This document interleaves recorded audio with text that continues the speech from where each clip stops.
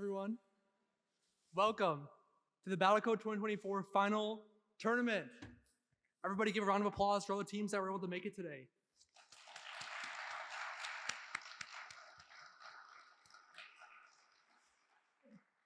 Our team has put in a lot of hard work to have this game to you guys and also this event, so hopefully you enjoy.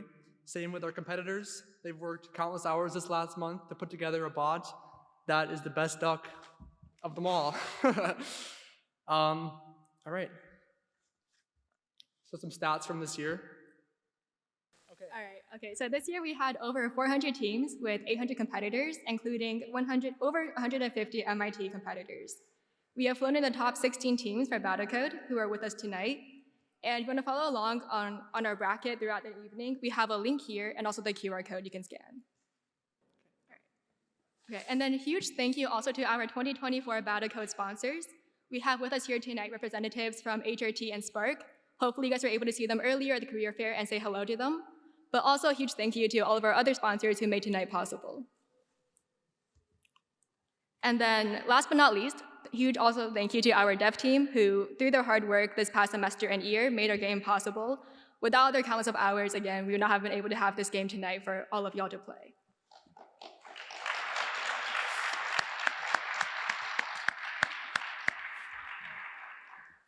All right, so a little bit about our game this year.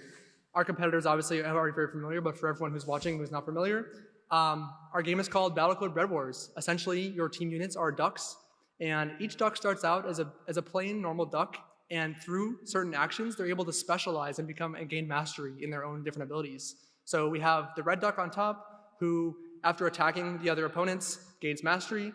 We have the middle yellow duck, who, after healing their own teammates, also gains mastery. And last but not least, we have our builder duck, who, after building defenses to help guard the team's flag, gain the mastery in that skill as well. So here's a simple map section. So what you'll see once we start running our games is each team plays on this large map. We have this little cross-section area. This is the spawn zone, so this is where each team's units will spawn in. Then we have water on the side. That is an impassable unit, or impassable tile, which both teams can place on their own and to help with their own defense. We also have these light green walls. These are impassable by neither team, and they are a fixed part of the map. And finally, we have these crumbs, which are the little dots scattered on the map.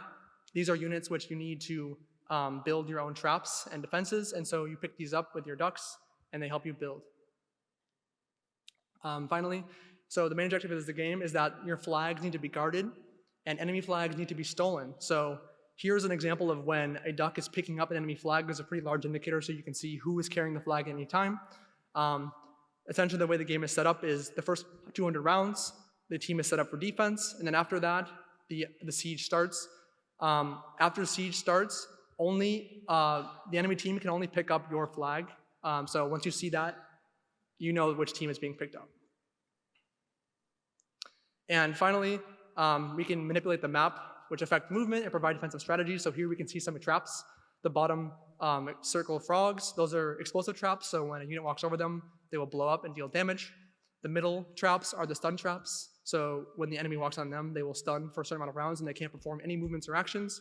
And finally at the top, we have the water trap. So this is very dangerous for defense. When an opponent steps on it, it will create water all around them that they can't get through. So a bit more about how our tournament works. Basically, we have a double elimination tournament, which means that you have to lose 2 times against different teams before you're eliminated. Each match is a set of 5 games on 5 unique maps, and then we alternate which team goes first. And then lastly, throughout the entire tournament, we'll have 6 rounds of estimathons, where anyone in the audience can participate. Submit answers through forms we'll be having on the slides.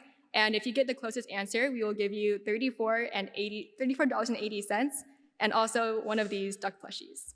That's our class code divided by 2, if anyone was wondering. Cool. Let's get into the first game. So the way we'll set this up is we'll run the games in order for the finalists, and then towards the end we'll view the last 2 games of both the high school teams and the newbie teams, and we'll finally end it off with the final game of the whole tournament. Throughout, we'll be inviting the teams upstage if they're comfortable. We'd invite you up to come up and cast your own games. We'll be helping you along the way. But other than that, let's just jump right into it.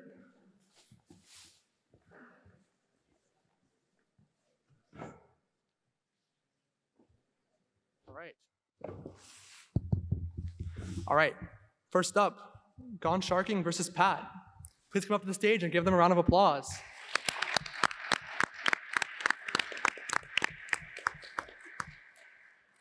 Open the game.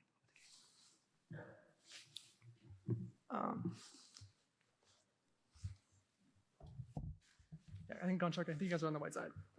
Yeah. Test. Hello. All right, let's get right into it. All right. So starting off, Gone Sharking here on the white side, and Pat is going to be on the brown side. We've also added red-blue health bar indicators just for ease of viewing. So Gone Sharking right off the bat, moving their flags for defensive strategy. We'll see if they can get to the corners. Do you guys want to talk a little bit about your defense? Both sides getting into a skirmish here in the middle. Traps going off on both sides. It seems like a lot of teams using the stun traps, and a flag was being carried for a moment there, but I believe dropped.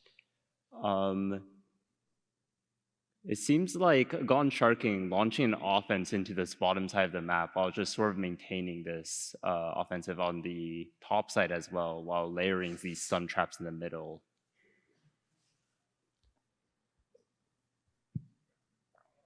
And now Gone Sharking sort of pushing into his bonsai, trying to get that bottom flag, looking to sort of push these ducks away and slowly jail them one by one until they have a moment of weakness. The flag snatched and then passed to another duck and immediately ferried to a spawn zone.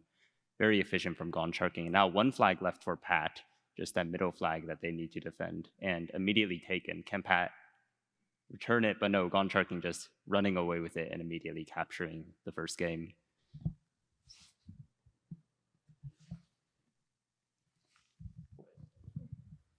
All right, game two on Coop. Gone Sharking moving the flags again. Do you guys want to talk a bit about your defense quickly? Yeah, sure. So in the beginning for our flag setup, we basically have a simple heuristic mainly of like being as far away from like the enemy spawn points as possible and being as close to like our spawn points as possible. And in the beginning, you kind of noticed there might have been some like weird oscillations, mainly because a lot of times like this heuristic could reach like a local maximum, but not like the global one. So we kind of just like wiggle our way to like the best like location. It's like roughly what we do in the beginning. Yeah, I mostly just auto flags choose a better spawn point to go to, and then once they reach that, they will enter local, finding where to place the flag, which is like find the heuristic maximum with RNG. So they will converge to a good solution. I see or notice. I'm noticing like a lot of these stun traps and explosive traps at the at your spawn zones. Sort of, what is your reasoning for those?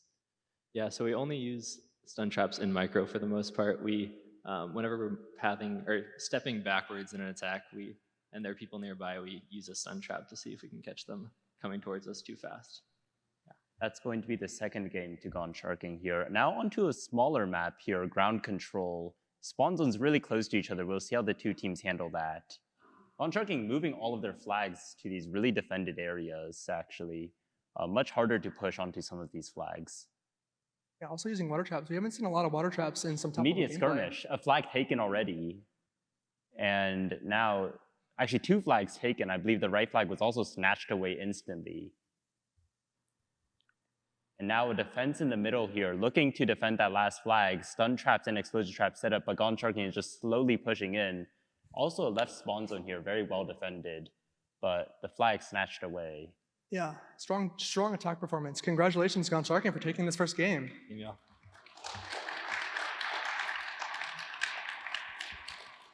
Pat will be continuing in the losers bracket. Will they have another chance?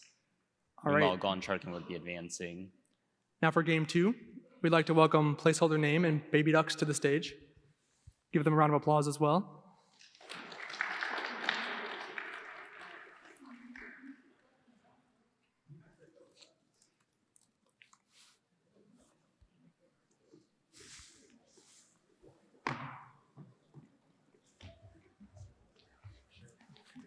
Also, if you guys can try and it's too difficult, then feel free to interrupt.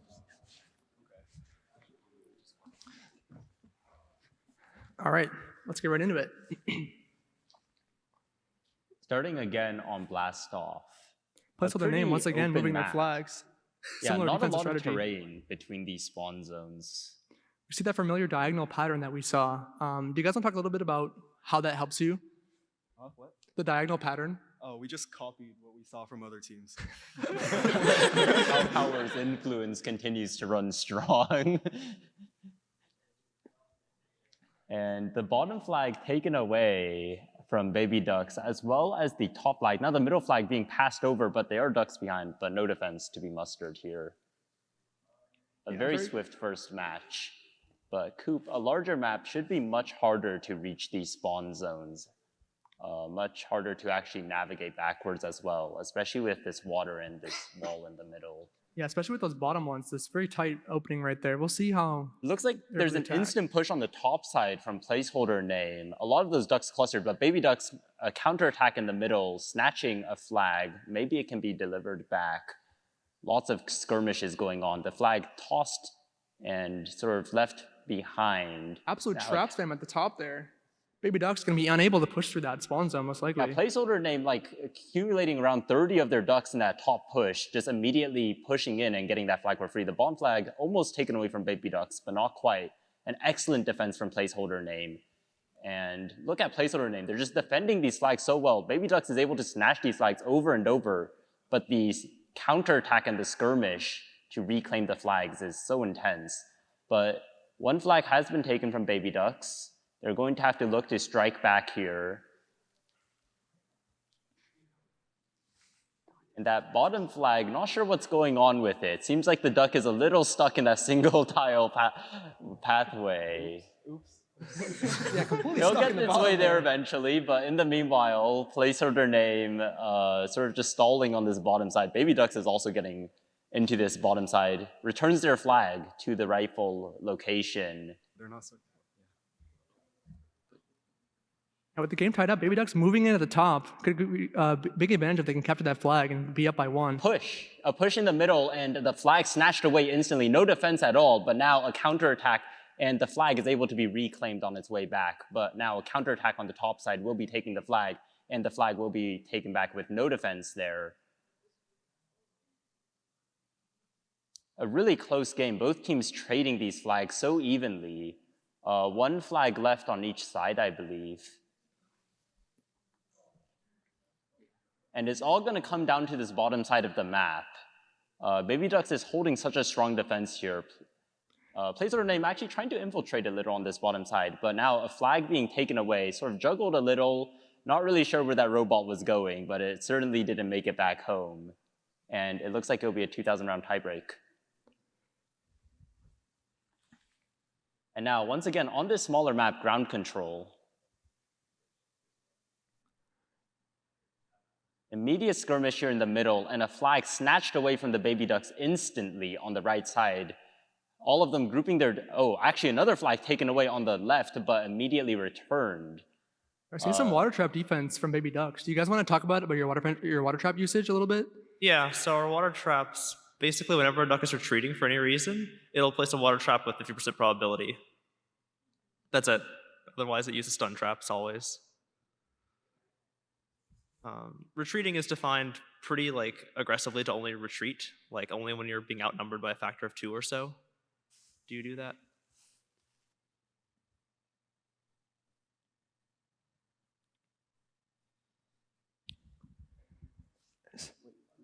A swift victory from placeholder name. We'll take this second match. Let's move on to the third one. We'll see if they can take the 3-1. Or we're moving on to game 5. Let's give a pep talk to our bots. How do you guys sort of decide where these ducks go at the start? It seems like a lot of you guys are piling them up in the middle, but also on the sides. Is there a heuristic based on map size, or how does that work?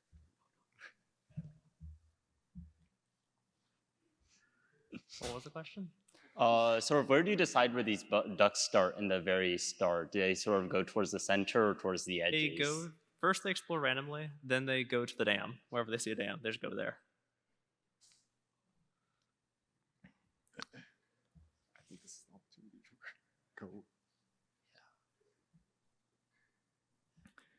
how do you sort of handle when the opponent sort of takes one of your flags and is trying to deliver it back?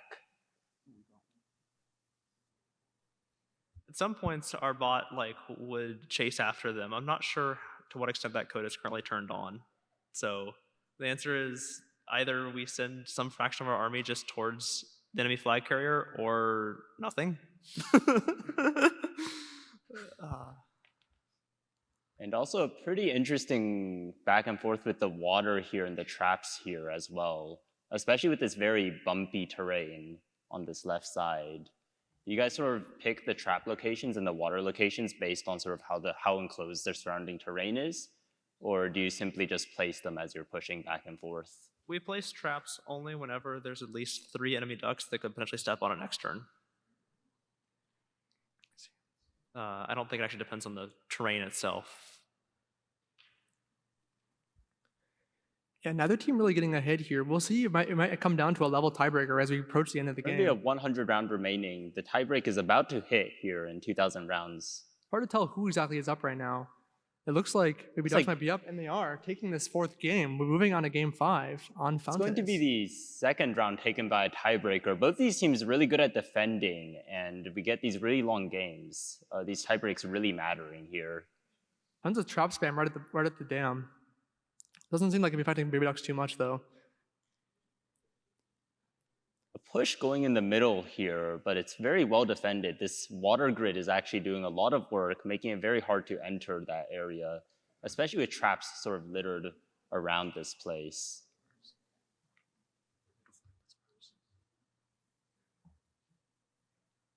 It seems like placeholder name actually moving their flags a little. How do you decide where you put those flags? Basically, they just choose the spawn point, the enemy spawn point. So we compute we set the broadcast flag locations from the start, and we just move as far away as we can from all of them. We do a simple greedy path because we don't want them to start wrapping around walls and accidentally get closer. So yeah. And that's going to be a win for the placeholder name on the game 5. Congratulations, guys. Oh, yeah. Awesome. Good job. We'll be seeing Baby Ducks in the double UN bracket in a bit later. All right, right on to game 3. Omnom versus We Stole Your Waifu. Please come to the stage and give them a round of applause.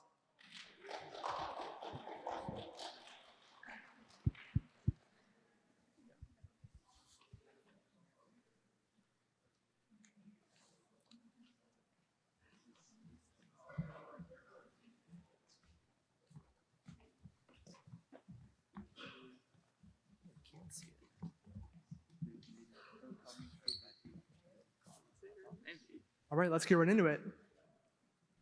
Omnom, you want to start off by telling us a little bit about your bot? Do you want to tell us a little bit about your bot just to get us started? Try to go towards flags pretty aggressively. Face the mic, face the mic. Yeah, we try to go towards the flags pretty aggressively.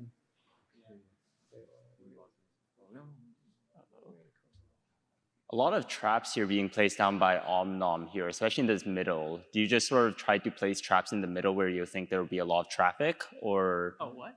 What happened? Very quick game for Omnom. Very fast game. Yeah, we don't take water until round 150 or something. Yeah. Until a certain round. Yeah. Wow, a very immediate rush here on the top, immediately getting a flag. We took one back. It's pretty good. There's so many traps here, but still the flag immediately snatched away, and it's really hard to push back here. That's probably expected behavior.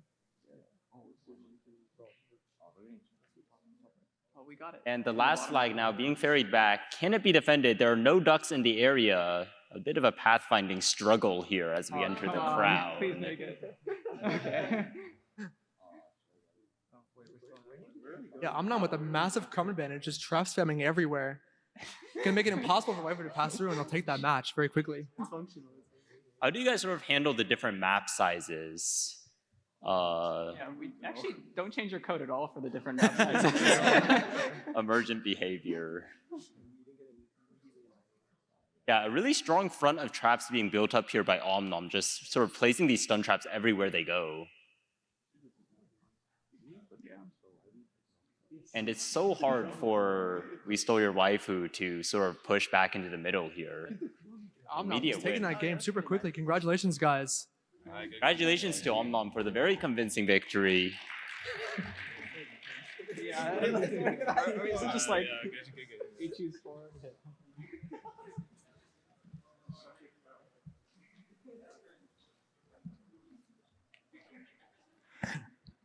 All right, game 4. We'd like to welcome Bug and Gooby Woobies to the stage. Please give them a round of applause.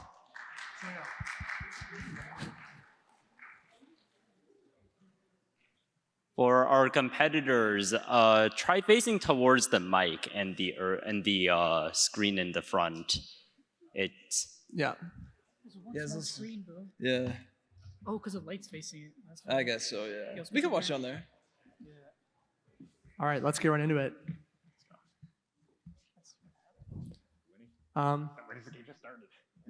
a lot of movement here at the start.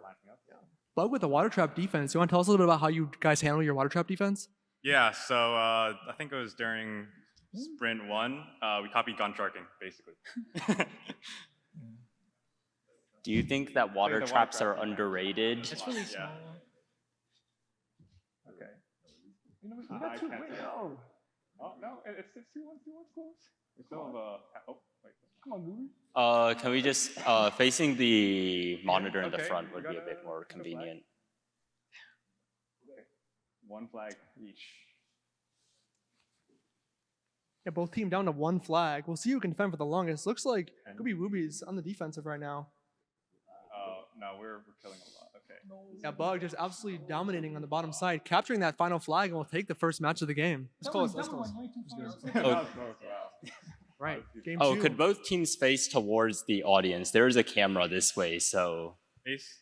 face that way. Yeah, there should be a monitor Oh, too okay. that you guys can watch for the games. That's kind of small, but I can't see. Okay, they still flag. Yeah, we did take Okay, one. good steal, good steal. One flag right off the bat from Gooby Stole Woobies. something. That middle flag is the easiest one to defend, though. We'll see if Bug is able to capture it on the bottom side. Let's see, can we get it? Oh, is that another one? Oh. Oh, Yes, we're oh, who's passing each getting other. back? Okay. Oh. That's nice. You one more? Gooby Woobies taking the second flag of the game.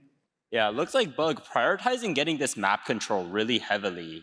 Both the top and bottom sides of the map here completely in control with all of those stun traps littered all over the place. Really difficult for Gooby Woobies to make any Yeah, progress. Oh, there's still I just another made one? like Oh, the no, we got map it back. 1-1. I can't. Flag almost taken, but not quite.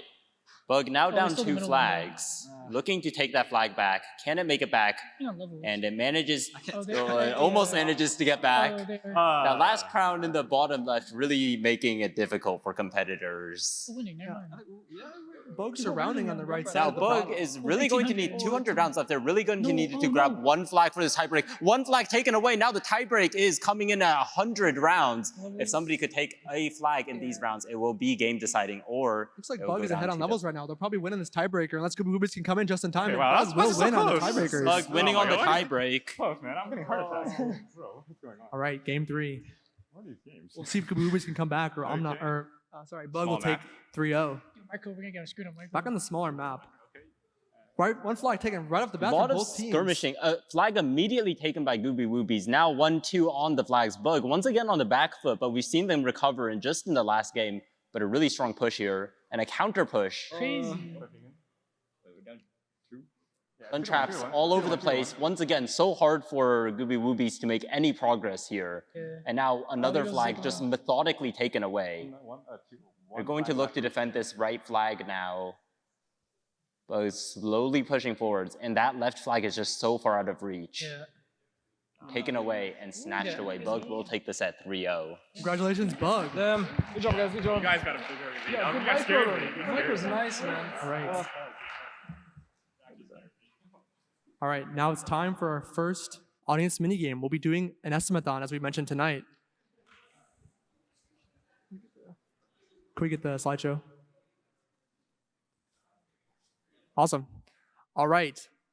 So for our first estimathon round, the rules, essentially, we will give you guys a hint to guess a secret positive integer that we've come up with. And your guys' job is to estimate this integer by giving a confidence interval from low to high inclusive. With this interval, we'll compute your score. So essentially, your score is 0 if the answer is not inside the interval, or 1,000 times the ratio of your interval, and that's your final score. Essentially, whoever scores the highest will win the 3480 and are one of these duck plushies on stage. Let's get started. All right. Our secret positive integer for the number is the number of Slack messages containing the word duck as seen by one of our dev members, Serena. So use this QR code and fill up our Google form. We will give you guys 90 seconds.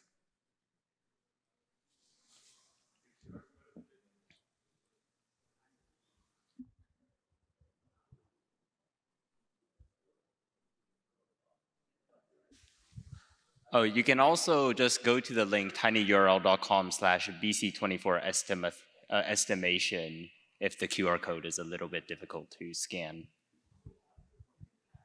Insert copyright free game show music.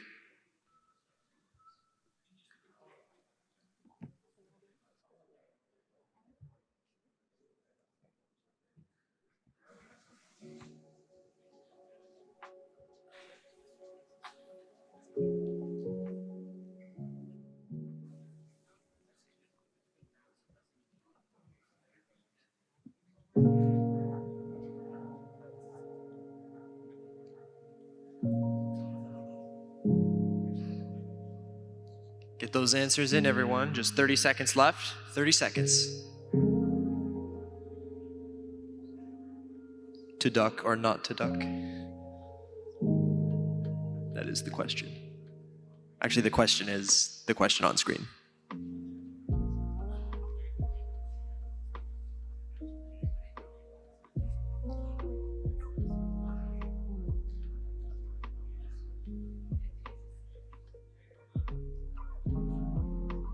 And that's time, everybody. We'll get back to you with the winner of this question very quickly.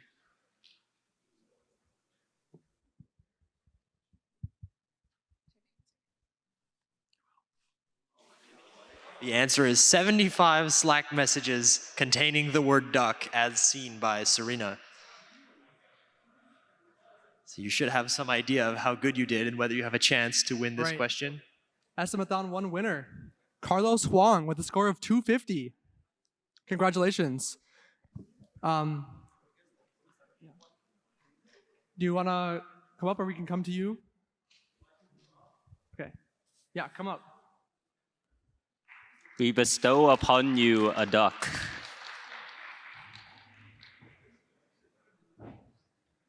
We'll send The out competitors prize, wish details they later. won ducks this cool for their prizes. Yes. Congratulations again.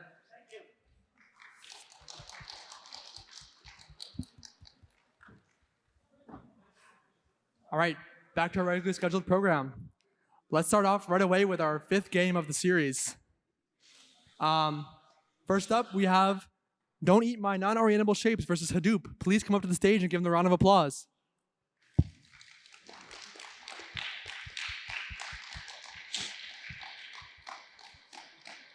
Definitely our longest team name this year. You maxed out the character limit? Nice. I was just about to ask if we had a character limit. Yes. All right. Yeah, if you guys can, yeah, sure. Yeah, sure. Yeah, yeah. I can't see it. Yeah. That's right. That's good. That's good. Stop. Stop. Wait, back up. Wait. No. Bring it back a little. You guys want to see the audience? Yeah. Wait, put it back. And once again, everyone, so this map Blast Off is the first of our final tournament maps. Our competitors probably know, but just for everyone, we come up with a full new map set for every tournament, and each round has its own 5 maps that all competitors share. Okay. Yes, tiny. Hadoop, one of our MIT teams, do you want to tell us a little bit about your bot and any strategies that you implemented? Rushing. We like to rush. We love to rush. We love Defense to rush. optional. We do. Oh, we rushed. That's a quick game. We rushed. Be the quickest win we've seen so far for Hadoop. Very fast. And then usually we have a path back. Yeah. And we also store the enemy flag locations, so then we have a more accurate path. So the spawns and the current ones. Oh yeah. Looks like one of our spawns got raided pretty heavily. Yeah. Looks like a quick lead here from Don't Eat My Non-Orientable Shapes. Yeah, it looks like the map kind of favors defending in the bottom spawns. So it seems like it's gonna take a while for them to get through. Yeah. But it seems like there's a really big numbers advantage. Looks like Turtle Strat is pretty strong on those bottom spawn points. It looks Let's like see if we're having anyone can some close trouble out a 3. navigating, but Broadcast locations. yeah. Yeah. Two we might be going flags. to broadcast. Both teams trying to siege, but Shapes is moving in on the right side. We'll see if they can break through that small tunnel. Yeah, it looks like Looks like there's those some ducks level trickling in from the difference. top side. Maybe that transit time is hurting them slightly. Yeah, we always spawn at the closest spawn point. Oh, that is Oh, not that was a, so close. That is not a good location. Bread for a almost turn of passed flag. out. Can it get out of the tight one way? And there we go. Oh, we were so close. But can it get back in? Okay, And we're going to go to a tie break. 1-1 going into ground control. Clearly, we don't have good micro. Matches Yeah. on this map have been pretty quick so far. Do either of you guys change your strategy based on how close the enemy flags are to yours? That might affect our like pathing. We always path to like a target based on a score depending on how far it is away and like what the target is, like how many enemies are there versus how many allies are there. A lot of stun traps on the left side for Shapes. Yeah, Let's Shapes see if they can flexing get that crumb last advantage one. right now. We'll take this third game. That was a good fight. Yeah. They've Moving definitely on to been game competitive 4. so far. Difference in number of jailed ducks. Yeah, we die a lot.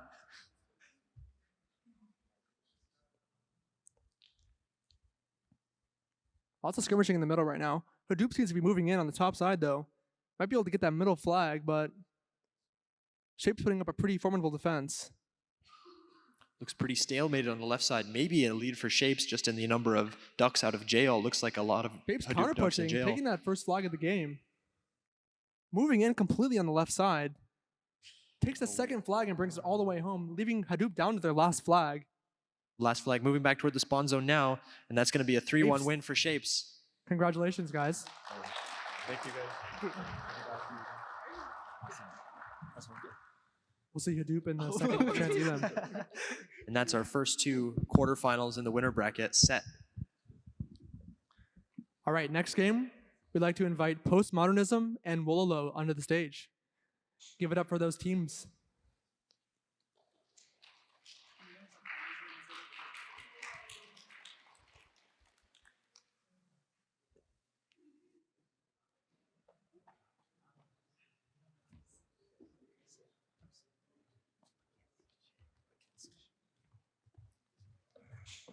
Back on Blastoff. All right, getting right into it. Back on Blastoff, yeah. Neither team really opting for much of a defense, although Postmodernism also opting for the flag moving strategy. Do you guys want to talk a little bit about that? We're seeing some similar strategies from other teams. We also did a similar thing where we did a heuristic of just keeping it away from the enemy spawn locations. Looks like both teams trading flags early. The trap defense for Wololo certainly paying dividends on the top side, beating back that offensive, but their middle flag taken away.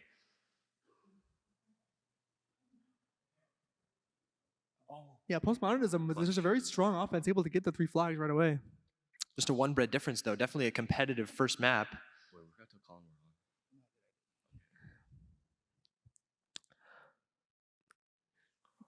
Wololo with a strong offensive on the top side. Looks like they're going to take that flag. Quick 1-0 lead, but both flags on the move. Wololo taking the first flag. Do you want to talk a little bit about how you do your offense? I kind of just, I guess I just go for the flag using like a BFS pathfinding. It just happened to be the case that there are no opponent ducks near there to see me passing, like pass by. So I guess it kind of just looked like I was sneaking past, but really there's just nobody there. It's kind of like hard to cover the whole map and yeah. Surprised that no one. It's these 2 bottom flags that are left at the end here. Let's see which team can get one, or else we'll be back to our 2,000 round tiebreakers like we've seen quite a few times on Coop. Yeah, Wololo trying to flank from the top side, but Postmodernism just dominating the offense right now. Getting very close to that bottom flag. Very dangerous for Wololo here. those offensive traps looking like they really help with kiting. Do either of you guys use kiting when attacking like close to a spawn like that to use those traps offensively? We just like at a certain health, we start retreating and like taking advantage of like the heal mechanic, and yeah, go back when we're at a certain health. I kind of just don't go back. I You're on struggle ground a lot with control, micro 2-0 this for year. postmodernism. Let's see if Wololo can mount a reverse sweep. Spirited combat in the bottom left side. These traps for Wololo should help in their defense, and they get that flag moving back down to the bottom side. It's going to be a quick lead. Yeah, Wololo able to break through, but postmodernism's flag being so far back is making it very difficult to attack. You Blue guys flag did a for really good Wololo. job It's of moving your 2-0. flag back. This could be a sent to another map. Take one? Looks like the last flag is moving. Oh, I took one. Wololo taking game 3. Can he come back? Let's see. Back Here on blueberries. A pretty wall-filled map. Definitely rough terrain, as Andy mentioned earlier. Let's see if those flags being moved to the top side help postmodernism in this one. A flag moving down for Wololo. That's another early lead in this map. Yeah, Wololo Circling in pushing on that the top side left. super hard right now. We'll see if he can break through. Unable to. Postmodernism putting up a very strong defense. This flag being in the top left corner definitely makes that surrounding strategy much stronger. Yeah, postmodernism sneaking by, taking the first flag of the game. Actually, Wololo up 2 flags. And Wololo taking that last flag. 2-2. Will we win for game 5? We'll see.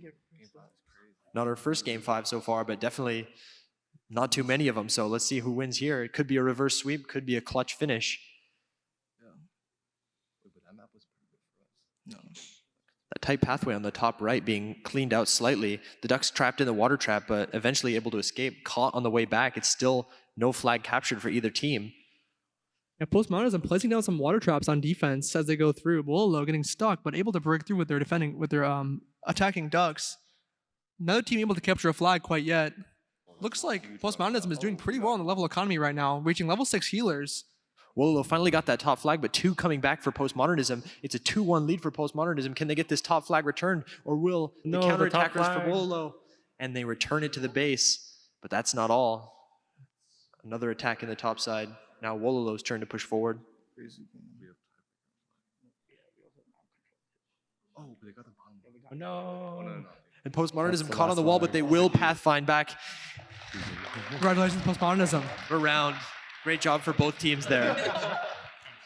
We'll see Wololo again in the next bracket. All right, game 3. Goose versus Muscalunge. Please come to the stage. Let's get a round of applause for both of these teams.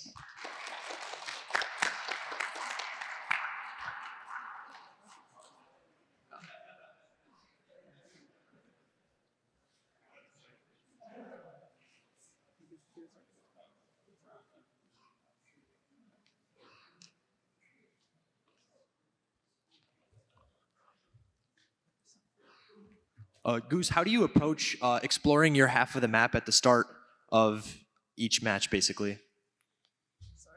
How do you explore your half of the map? What are you like Ducks looking to do? Are you moving flags? Are you? Hey guys, how you guys handling setup? Looks like a very quick first map, maybe the quickest we've seen so far. You get a chance to cast that one. We'll see how they perform on game 2.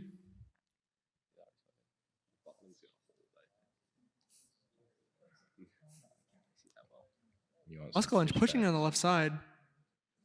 Not able to defend Goose grabbing that second flag though. Muscalunge down to their last flag. Goose, how do you guys deal with offense? What is your strategy? What is your guys' offensive strategy? Offensive strategy. We just try to hit them. Yeah. You're doing a good job, don't worry. Swarm, grab flag, return flag.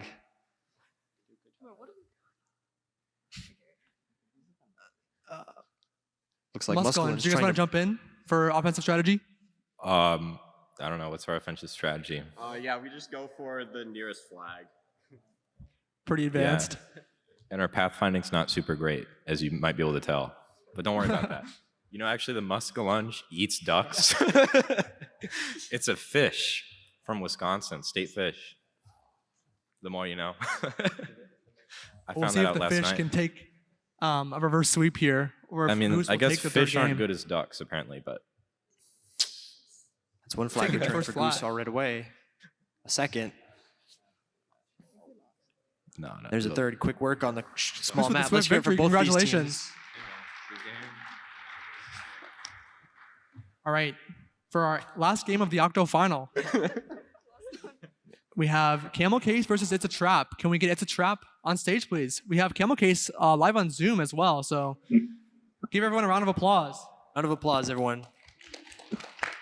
I can't hear the clipping, but thank you.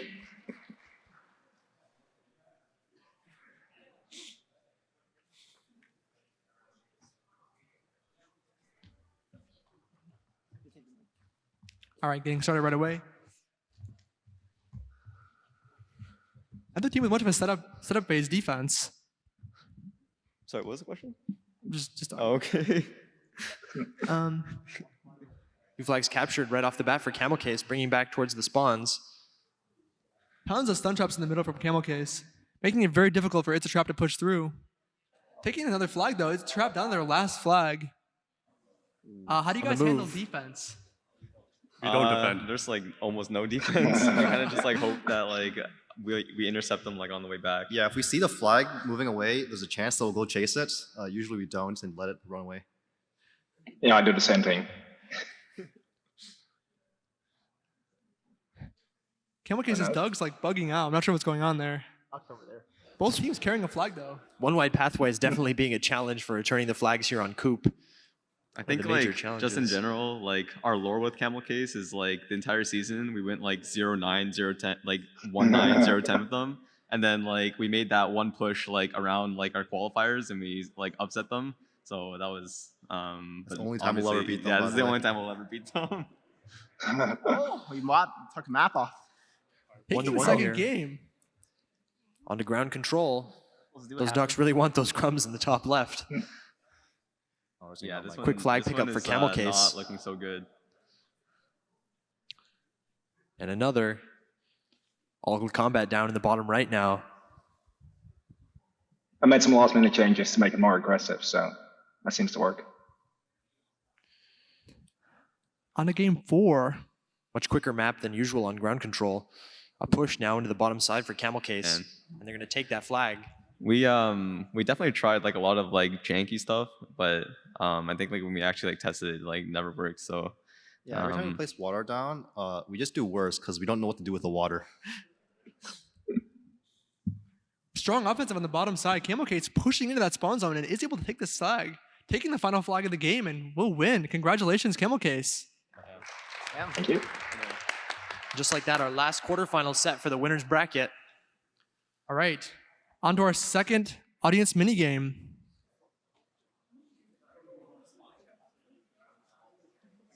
All right, everyone get ready for the next estimathon. Ready? All right, estimathon number 2. Our secret integer is the number of rejected code submissions during Battlecode 24. Is it a lot? Did you guys misspell your package names? Did you forget to include your package All name? right, starting now.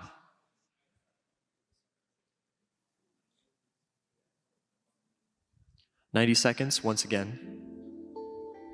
Get those answers in. Are you confident? Unconfident? Order of magnitude?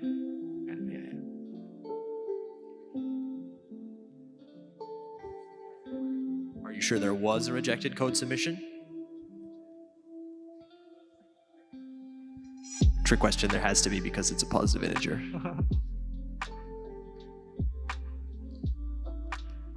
There certainly were a lot of accepted code submissions.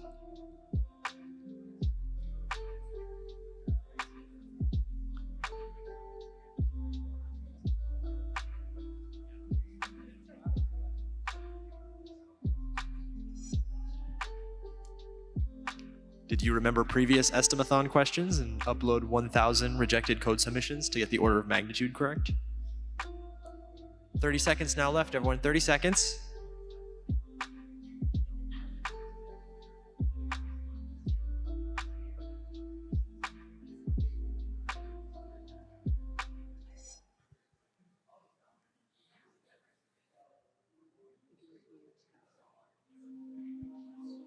right, 5 seconds, everyone. Get your answers in. All right, submissions should be closed. The correct answer for this question is 342. Good job typing those package names.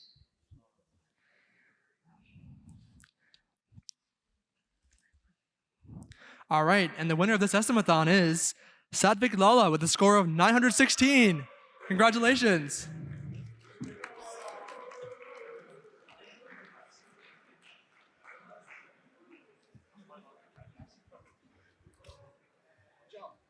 Awesome.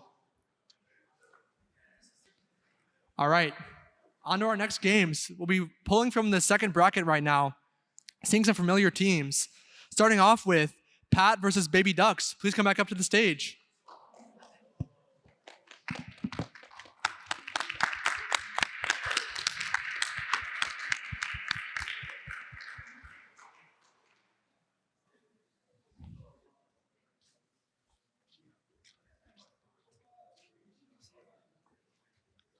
All right, let's get started.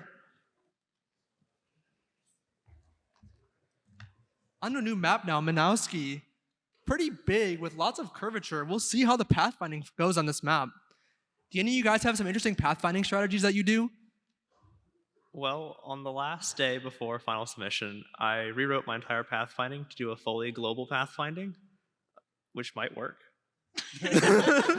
I guess we'll find out. It's pretty cool though. Like it breaks down the map into like 100 points and then creates a graph on those points and then runs BFS on that graph and then does precise pathing between the adjacent points. Well, we won the first game. We'll see how you guys do in the second game with this very intricate pie map. Pretty tight, but lots of openings to get through. We'll see how these teams are able to handle this.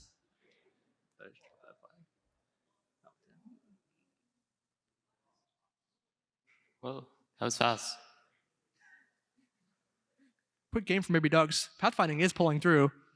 On to game 3. On Bread Bear. Smiley face is cute. A swift flag right off the bat from Baby Ducks. We'll see how Pat's defense can fare against this. Pat down to their last flag already. Will they be able to defend or will Baby Ducks take this game? Baby Ducks taking this game. Congratulations, guys.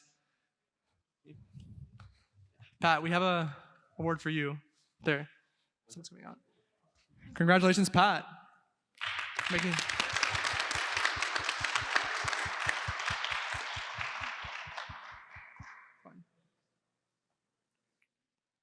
Awesome. All right, next game we have We Saw Your Waifu versus Gooby Woobies. Please come to the stage.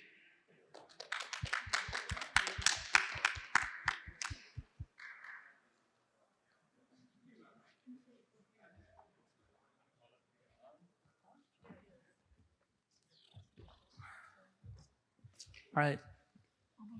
Back again on Minowski. We'll see how the pathfinding goes on this map. Both teams rushing to the dam right away. Lots of traps from We Saw Your Waifu at the top. Gooby Woobies running right into them, but still able to take this flag. Yeah.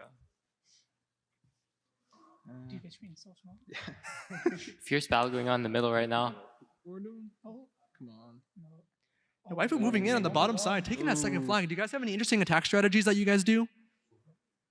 Crap. Oh, we got the bottom no, one. they're taking it. There you go. Oh. Wait, did we win? Yeah. Who won that? I'm blind. Yeah, Let's they go. won. All right, Gooby Woobies taking that first match. Back on this pretty difficult map. Lots of crumbs in the center. All teams avoiding the crumbs in the middle. Gooby Woobies opting for that diagonal pathfinding. Yo, pick up crumbs didn't work.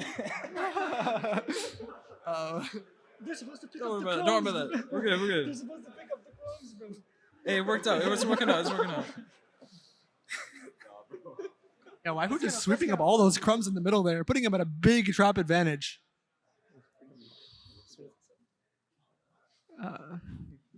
Yo, Colton broke the pick up crumbs, bro. Do you guys have any specific like exploration strategies, or how do you handle that? No idea. Oh, okay. 2 flags Oh, stolen. we got the last one? Emergent behavior. Yeah. Waifu moving in on the bottom side. Both teams trying to launch their offensive right now. Wait, they got the bottom left? That's fine. That's fine. We're down to one flag left. Gooby Wooby's taking that final flag, taking it through, and we'll take the second match. Go. On the Bread Bear again. Did you break the crumbs, bro? No, it's because we only went on odd. Wait, what? It was the checkerboard. Oh, is that what happened? Little skirmishing on the top.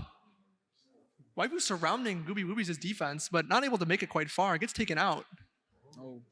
Waifu down on their final flag already, and Gooby Wooby's snatching that right up, and we'll take this game. Congratulations. Oh. Good game. That was predicted. Dude, it's all map RNG, bro. Yeah.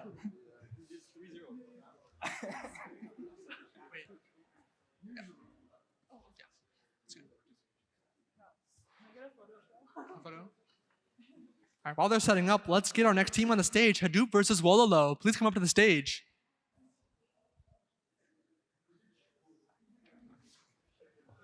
Congrats again, guys.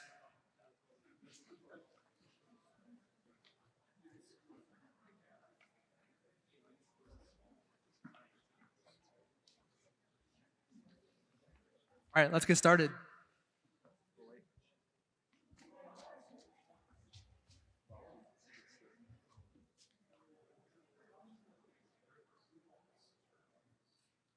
Lots of fighting in the middle.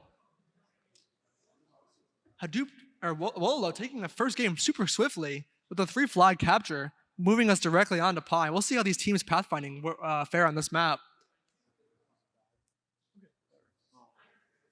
Hadoop off to a massive crumb advantage right off the bat. Swiftly taking the first flag.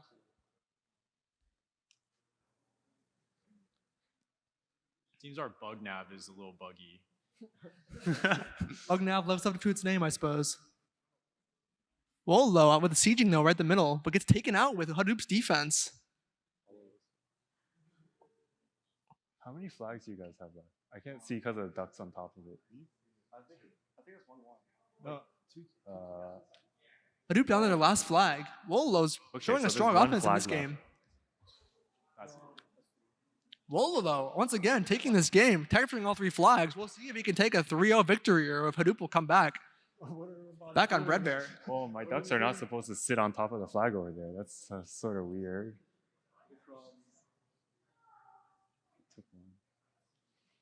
Do you also greedy map the crumbs? Something like that. Yeah, We seem a little bit stuck. I actually look for the crumbs that are closest to you first, and I take those before going and get mine. Yeah, so like, both of us are like nabbing the crumbs. Oh.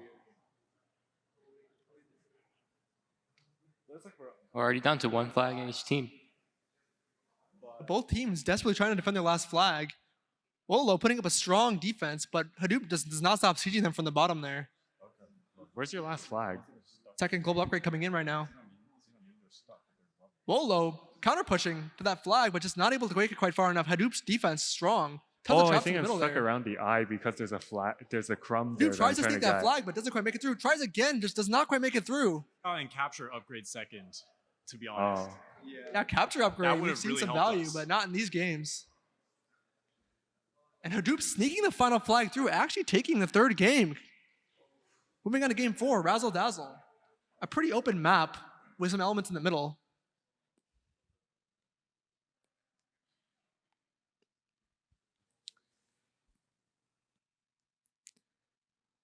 Yeah, micro battle. Yeah, with another team placing water traps, lots of micro battles right now. And Wololo, micro coming out on top, will take this last game. Congratulations. Congratulations.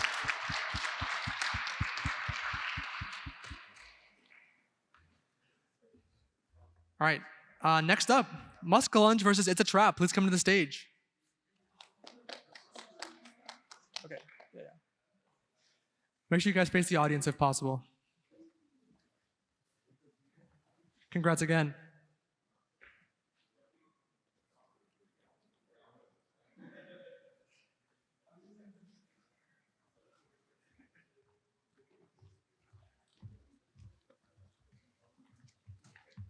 Hopefully it's a little easier to see. Can you take the mic? No, there's nothing happening. All right, getting started right away. Any of you guys have any special pathfinding that you guys do? Not really. We just copied stuff from last year. What do we do? You want to say something? You didn't say something about micro. What was the question? Yeah. Huge battle on the top. No one seems to be able to break through. Musklunge putting up a pretty strong defense up there. Stuck in a front line, so that's good for us. Both the right flags are already taken. That last flag, both teams down to their final flag. That's lucky, actually. Might end in a stalemate here. Both teams doing pretty well in level economy, but it's a trap. Has some more level 6s. Is it VR, but like it's a static. Yeah, and it's a trap. We'll take this game on tiebreakers. Right, back on this pathfinding map. We'll see how these teams fare.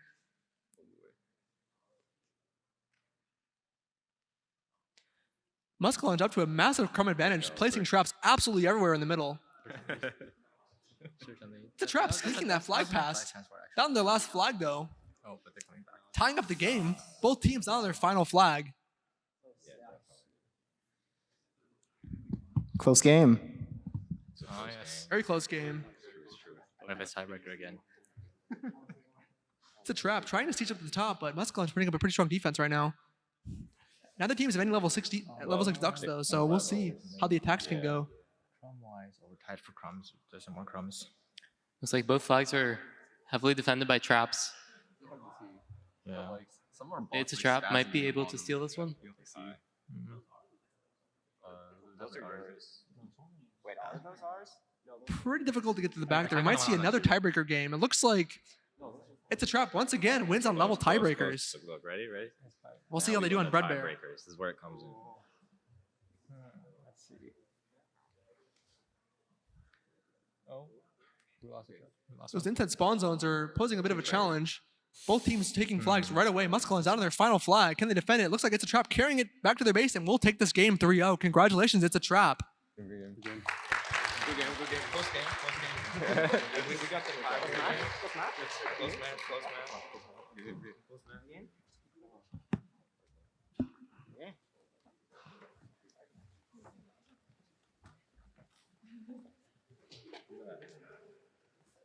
Let's go. 30 miles an hour pitch.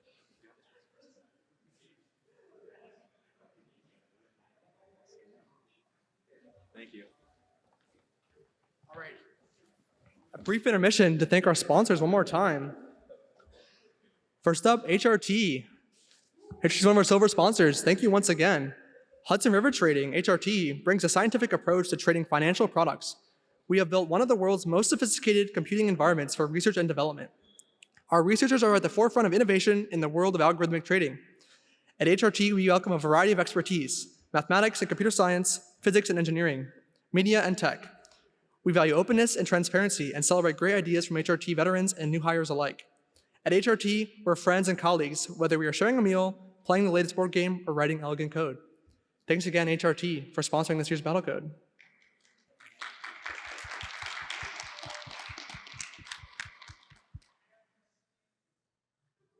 Next up, Jane Street. Jane Street is a quantitative trading firm with offices worldwide. We hire smart, humble people who love to solve problems, build systems, and test theories. You learn something new every day in our office, whether it's connecting to a colleague to share perspectives or participating in a talk, class, or game night. Our success is driven by our people, and we never stop improving. Thanks again, Jane Street.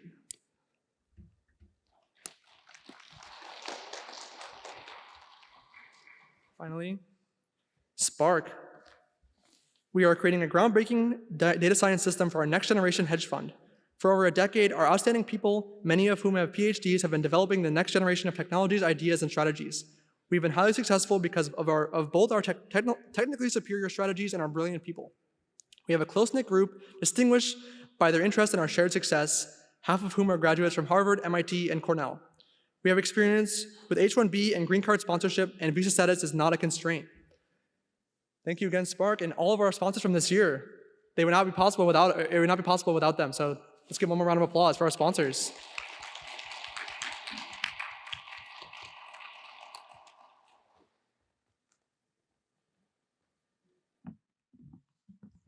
All right, on to our next estimathon.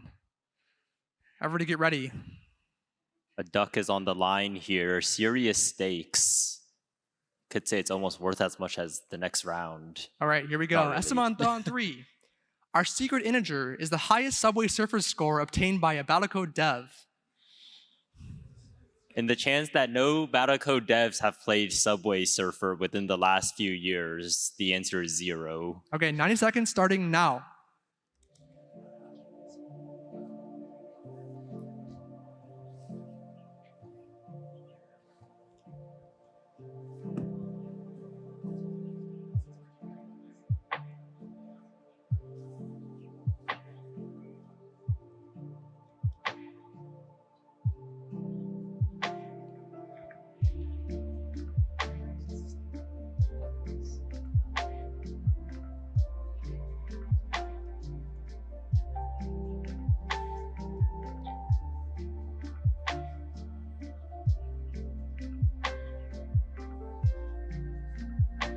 Is it high? Is it low? Do we grind Subway Surfers every single day? Who knows? Maybe we're just all really bad at Subway Surfers and we just put this here to mess with you.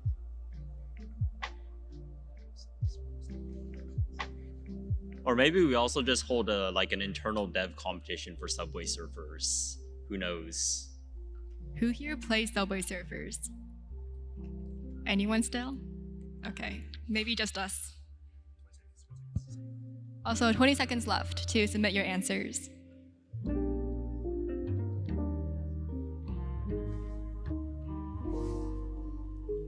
10 seconds.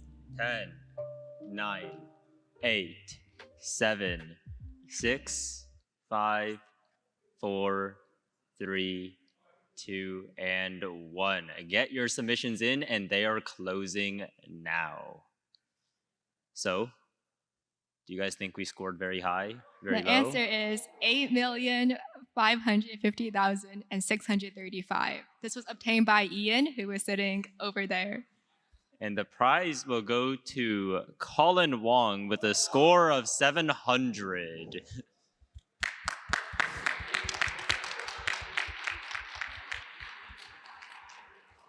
Come up here to collect your duck and your money.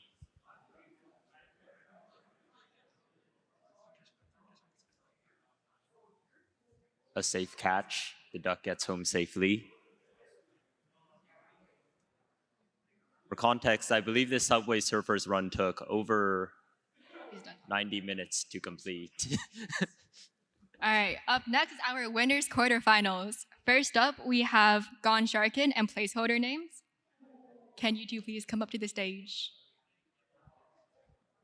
Loser of this match will have another chance in the losers bracket. Both teams showing extremely strong performances. Give them a round of applause.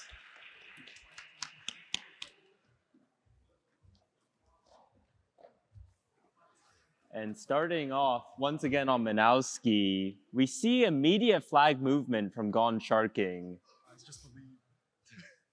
Now both teams poised to strike, a crisscross grid sort of forming between these teams. One flag already snatched, but not taken. Actually, taken, Gone Sharking losing one of their flags already. Seems like one of those flags were just really swiftly taken away. Maybe relying on the Damelo too much as their flag movement.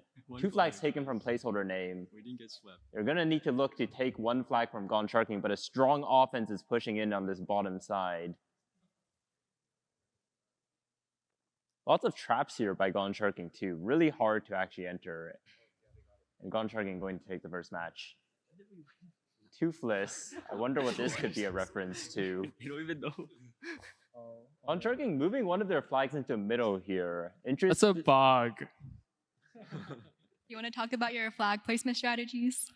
Once one flag reaches a close distance with another flag, then that flag, both of the flags will think that they have already reached their destination, so they will start their local mode too early. Seems to be doing well so far, but Gone Sharking is down one flag here. Going to look to defend that last flag in the bottom left, but actually sniping the flags on the other side. Now on to Snip Snip. It was close, I guess. Immediate rush into the middle here. Whoever controls middle here has an easy push into those center two spawn zones. And now a flag snatched away by Gone Sharking. Delivered back finally. Another flag sort of tossed around, but a really strong water defense here from placeholder name. Placeholder names not having a lot of traps though. How do you 25 do defense ducks strategies? jailed from placeholder name. Going to be really hard to defend, but they managed to hold the defense and now pushing into the middle. Can they make it past those Oh, traps? like how you do defense strategies. And that bottom flag snatched for a second and immediately ruining their mid push as their ducks return to defend, but just giving up so much ground in the middle here. Gone Sharking immediately taking advantage and just rushing into the center, snatching a flag away, but not able to bring it back.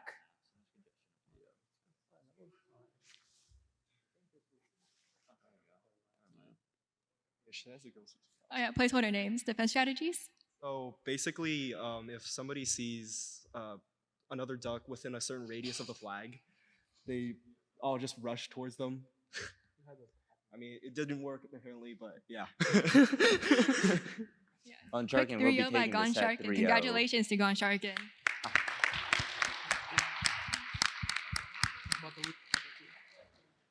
Good luck to placeholder name in the losers bracket. Wait, who is? Up next, we have Omnom and Bug. Please welcome these two teams up to the stage.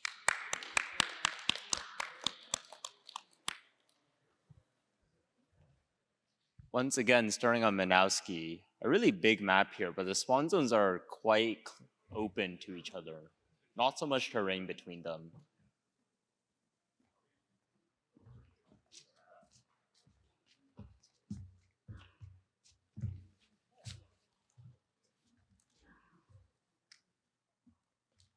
How do you sort of decide where you put these traps here? It looks like you're really allocating into this bottom right push. Pretty common idea, which is like if we see enemies can get to our trap like in a very small number of turns, then we place traps, and we account for like walls and water when doing so. So yeah. And it looks like Bug losing one of their flags, immediately pushing a defense on here.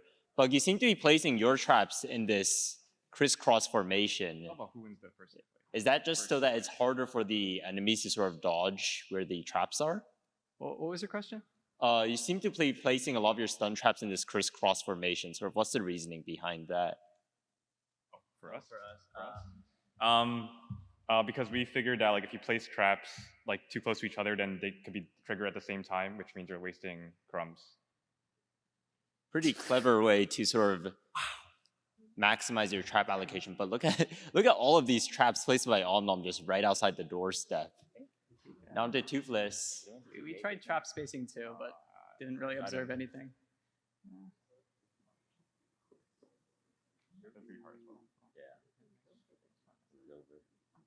A really strong Yeah, push we're here. 100, Bottom so we're not right, gonna traded for top, and now one flag trying to get ferried back, finally makes it back. We might Omnom is sort of sacrificing this top spawn zone to force this push into the bottom. Yeah. They're able to get one Hopefully flag that in this works. middle side. And we'll see if this They're- pays off if they're able to get that bottom flag. Very or big if- scrimmage though in the bottom right there. Yeah, Bug holding a strong defense. That top right is spawn zone completely undefended. But maybe a flag. Oh, the Ducks rushing it all of a sudden, but Ducks in reserve. Okay, it's 'cause Able we got- to defend for a moment. While Bug is also stealing a flag back. Now taken away, but counter push in the bottom, but too slow. Omnom takes that match. A much smaller map here. These spawn zones, especially on the left side, right next to each other. The control of the middle we saw really mattering in this map. Sort of trying to balance your middle and left side fights. Yeah. Do you guys have different strategies on like bigger maps, smaller maps? We use the same strategy for every map. We haven't specified. Yeah, we do it a little bit, but not as much, yeah. Which means it'll be pretty hard for them to push on the left, I think. Bottom right. Yeah. And the left side completely controlled by Bug, but the middle completely just falling in here. Omnom just pushing in with all of these traps. Yeah, the ones above them go around it. Strong defense held. One flag lost, but the other flag snatched for a second, but not delivered back. Losing on levels? Or yeah, we are losing on levels. A lot of Bug's ducks sort of clumping in on this sort of Yeah, they're leveling up. inlay here. You might be able to defend though. But somehow that bottom flag still defended despite all of those pushes. Tiebreak approaching now. And Omnom's going to win that tiebreak to take the set. GG. Congratulations to Omnom.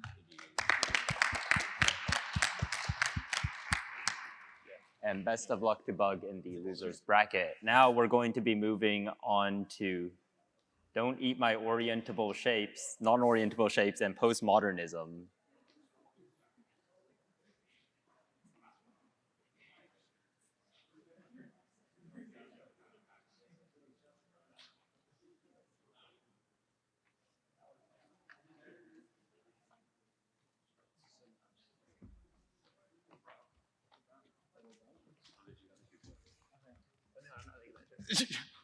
Bringing the duck plush up for moral support. So talking a little bit about like our macro strategy, what we're doing is we're trying to go to all three of the flags at the same time. And then once one of the ducks sees like any one of the flags, the ones that are like close to that duck will start converging there, while the other two will still like try to go to the other two broadcast locations. Interesting. A very swift match here. Very close though. 2 flags taken on one side, 3 on the other. Now on Toothless. Pretty open in the middle. We've seen sort of this one's really about prioritizing where you're going to put your ducks on defense and offense. Once again, White pushing into the bottom side here, grabbing 1 flag. Oh. And a counter push, taking the flag away. Lots of attackers, but finally makes it back. Now, non-orientable shapes on 1 flag, while postmodernism on 2. They're going to have to look to take one of these flags, and 2 flags snatched actually up there. Can they bring them back? 1 flag back already, the other one And coming in offense close. and difficulty in pathfinding, trying to make it back. And non-orientable shapes going to take the second round. Interesting flag movement here from postmodernism. How do you sort of choose where you move those flags? How do you choose like where to put your flags? Oh yeah, we just try. Postmodernism.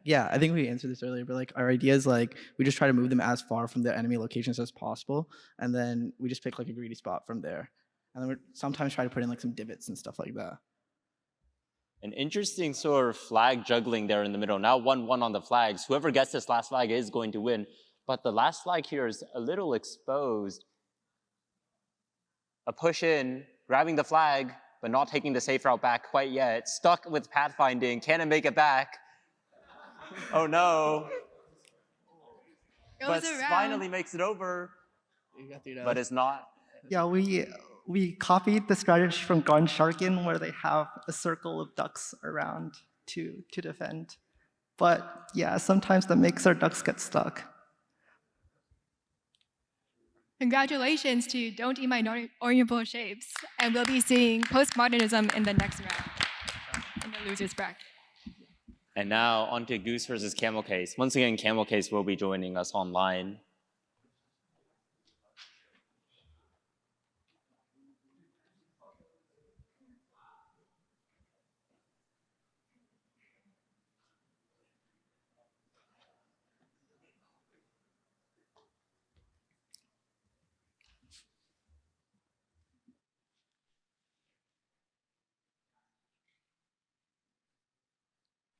An interesting push here going on both sides of the map.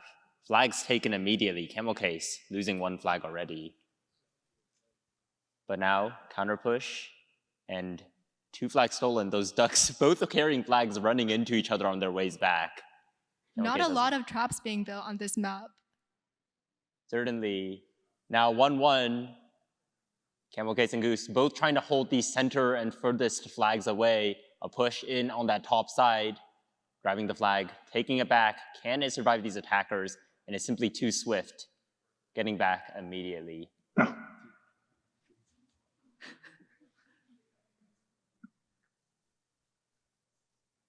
Because you seem to do a lot of exploration at the start here before swarming towards that dam in the middle. What are you sort of looking for in that setup phase with that exploration? Crumbs, only crumbs. I don't care about symmetry.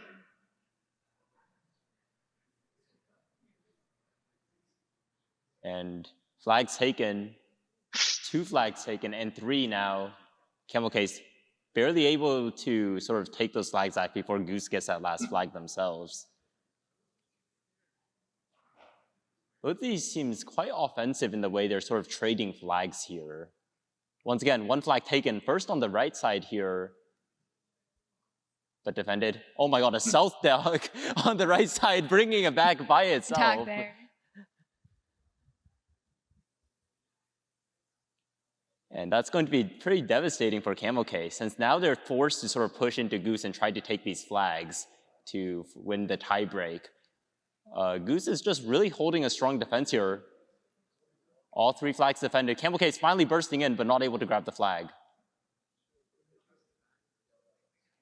And Goose just holding an unclackable defense. I would do it again. Camel Case just not able to get this last flag, and it's going to go 300 rounds until tiebreak. They need to grab the flag. They grabbed it. Can they bring it back? It's not able to find its way. They have 200 rounds. And it makes it back. Now they're tied, 2-2 on the flags. It's going to come down to the tiebreak. If they can grab one more flag, 100 rounds to go.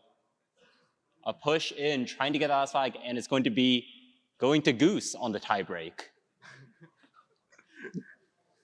A much smaller map here on Great Amazing Soup. Not quite sure what the map name has relevance to. And a strong push here in the center by Camel Case.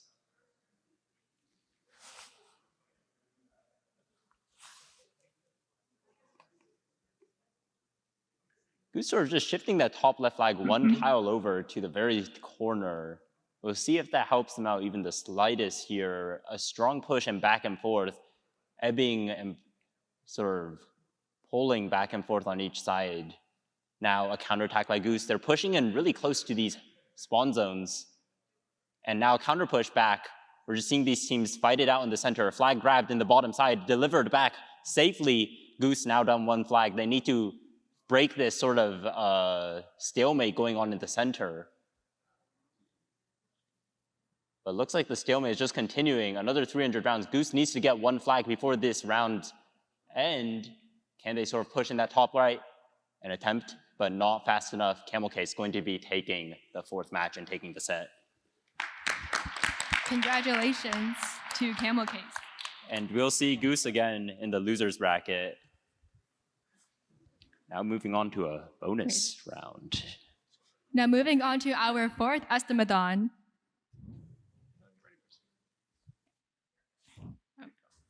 Our secret integer is the total number of MIT students who volunteered to host for the finalists for Battlecode 2024. Time starting now.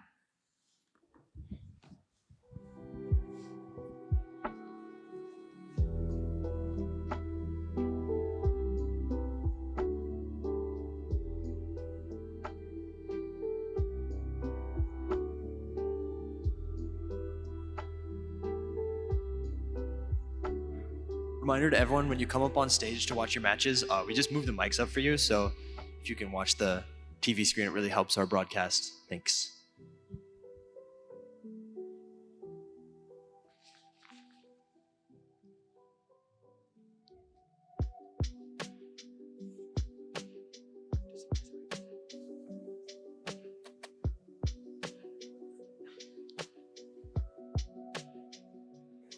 How many people wanted that sweet tech cash for hosting?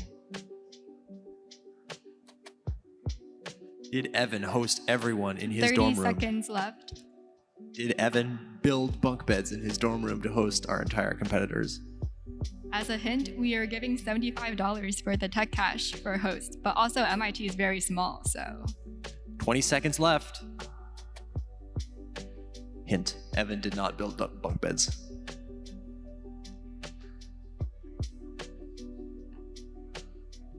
Five seconds left. And that's time. The answer is 84. Was anyone in that range? It's actually a lot more than I had expected. I didn't know that many people volunteered. And the winner is David Tether with 800 as his score. Come on up stage for your plushie.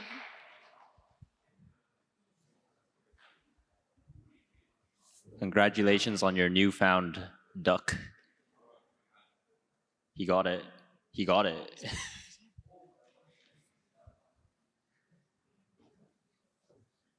All right. Moving on now to our losers major quarterfinals.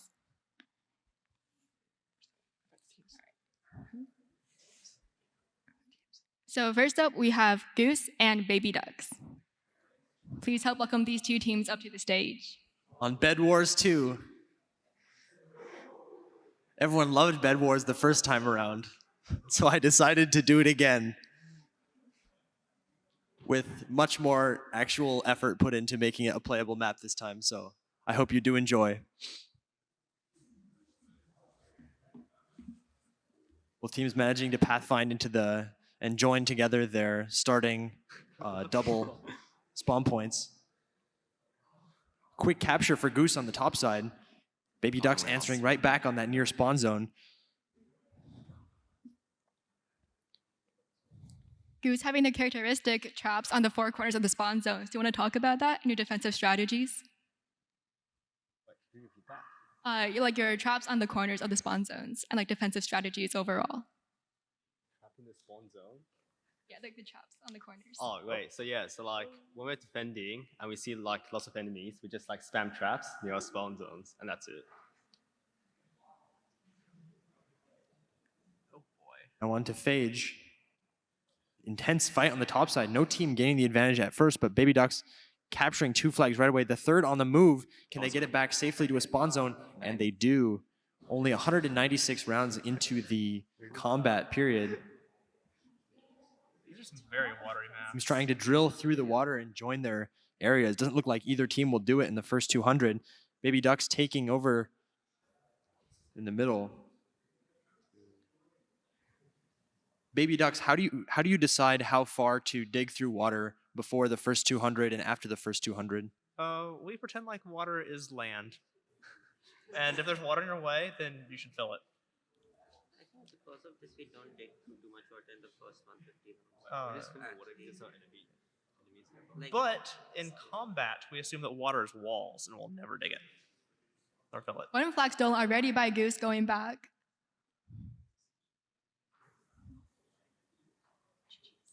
On Randy 2, we have multiple sequels in this round.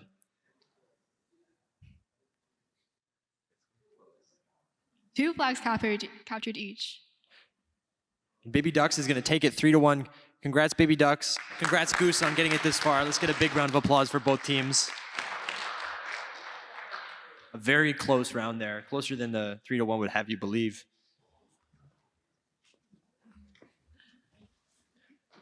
Up next, we have Postmodernism and Gooby Woobies. These teams fighting for survival in the losers bracket. We've seen close matches so far. We'll see how the crumb avoidant bot of Gooby Woobies navigates through the water. Again, both teams clearing out in the middle. I don't know how much flag moving is going to help here. I'm moving nowhere. It's kind of close. Yeah, let's see what happens. Honeycombing out the right side and the top of the map. Gooby Woobies moving in. Oh, we still won. Still bottom one. Ducks trapped on the top side. Oh no. A lot of checker patterns by Gooby Woobies. Is that a strategic thing that you did? Can you repeat that question? I did not hear anything.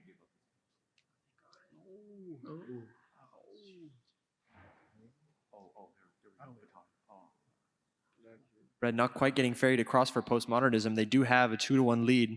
Can Gooby Woobies find that top flag and bring it back? Bit of a level advantage for Postmodernism. Could be helping them so far here on Bed Wars 2. They keep checking the corners because they think, oh, the broadcast. You want to explain our No, it's okay. Oh, we got it. There it is. Postmodernism getting the last bread. Going to take a 1-0 lead. Now on to Phage. So much water. Iris. It's somehow more water than Bed Wars, the map whose theme is water. And Postmodernism taking that initial lead. Each team taking one flag each right off the bat. With Gooby Woobies pushing him, but not seeming to capture that flag. One flag left for each team. The next one could take a 2-0 or tie it. Let's see. A lot of skirmishes in the middle, trying to fight for the last flags. Streaming in for Gooby Woobies, all of a sudden deciding that the bottom is the best place to be. Dude, you're breaking through. That's Either team really quite able to push all the way to the top. Maybe a slight level advantage for postmodernism. But we have a long way till tiebreakers. a tough one to bring back. Ducks seem to be a bit trapped as well at the bottom with those corners over there. Bread started moving back to the middle, but it got cut off. Now this swarm, Gooby Woobies just chasing down with a defensive skirmish. That's the return to the direction. Flag on the move. That's why I It's went getting left. closer. That's why I went left. And a 2-0 lead for You see why I went postmodernism left that time? into PVZ. I think they don't really get your like. And now we will see the first team actually tunnel through this water. Will the flag movement help them here? Gooby Woobies flag is on the move, but they've captured one as The middle well. one too. Yeah, where's the last flag? How far will each of your bots go to pick up crumbs? Sorry, what? How far will your bots go to pick up crumbs? Go to pick up crumbs. Yeah. Yeah. Oh, So what again? the first. Hey, let's go. Oh, Nice. okay, sorry. Yeah, the first 20 rounds, we're gonna like look for crumbs. Start like I won't say feeding for crumbs, but we're like are very aggressive for finding crumbs. After that, we're just like playing the game, and then like if we see some crumbs, like we might go towards it. Gooby Woobies map control toward the center. They got stuck by the water trap at first, and it was just enough for postmodernism to pick them off. Now postmodernism bringing back, they're going to kill the Gooby Woobies flag carrier and have it done right back as Gooby Woobies bringing the flag back. That's going to be a 1-1 tie here. Got 1-1. Again, stuck in that water trap in the top. The flag is picked up, but there's no reinforcements. Oh no.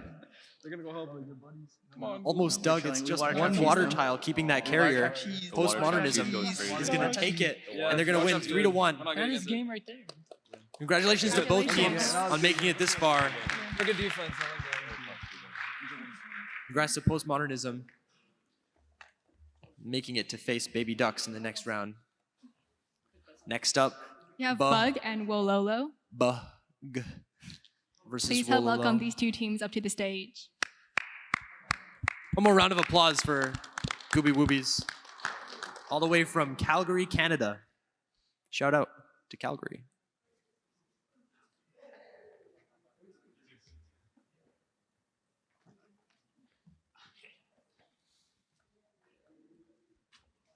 There's so much water in this one. It's like Bed Wars too. Wait, do you guys not mine all the water? Looks like a lot of that water getting cleared out right at You the wanna save start. crumbs, so we stopped like mining all the water. Ah, I see, I see. Yeah. You guys are How do each pushing of in, you guys pushing in. decide when to fill in water and when to just You pathfind defend- around it? defense? Oh. I don't think there's any chance here. How do you decide when to fill water versus just pathfinding around it? Do we know? I don't remember. Ask this guy. I feel like we don't fill water unless we have to. We don't really fill to pathfind for the most part. We just kind of do it when we're in a certain state, usually like when we're scouting. No, no way, no way. Where's it going? Oh, we got it. Okay. And a narrow win for No. Bug on Bed Wars 2. Would do circles forever. Just like around forever. And then I would somehow win on a tiebreak. Actually more competitive map than the first iteration of Bed Wars. Oh Well, my. there's so many holy, that traps. Wait, is that your traps or our? No, it's your Those- traps. That's my traps. Holy, that's so many traps. So many I think, stun were traps. there a lot of crumbs Yeah, inside the probably. virus capsule? Counter push coming. Okay, we're pushing Will they back get in. We stuck have on so the many traps? They don't even Oh, make gotta it there. Defuse the traps. So bad. Defuse the traps, please. Okay, we still have rounds. Come on, we can make it back, maybe. Come on, use up all the rounds. No. Push in. Oh shoot. There's still get so it, many get it, traps get in it, the get it, yard. get it. Oh, okay. Let's go. 1-1. Nice. Quick victory by Wololo. And onto the 1-1. third map. We're all tied up heading into PVZ. Neither team quite breaking through. Oh, there it is for Wololo. Let's see if they can push through in the middle here. They picked up the flag, but Okay, just good nipped defense. off by Bug. Nice. We're way okay. 1-1 tie. I can't Wololo getting that second flag. Can they get the third in the top? They Got it. can't Defense, quite get it. defense. No, we're still losing. All the action up top. Push. The bottom, the still have 1,000 single rounds. I'm working sentinel up. duck. On defense. A lot of Just stun vibing. traps used by both teams. Do you guys want to talk about like how you prefer different traps? We're going. Let's go. Okay. It's Come like on, come they on, prefer come on. one type of trap and one type of Come on. trap only. Yes. Come on. That's stun. I can't make it through the top. Oh no. Oh, okay. Another close map really here. close. This is Bug tense. with a 2-1 lead as we go on to the intimidating Randy 2. Oh, this is a scary map.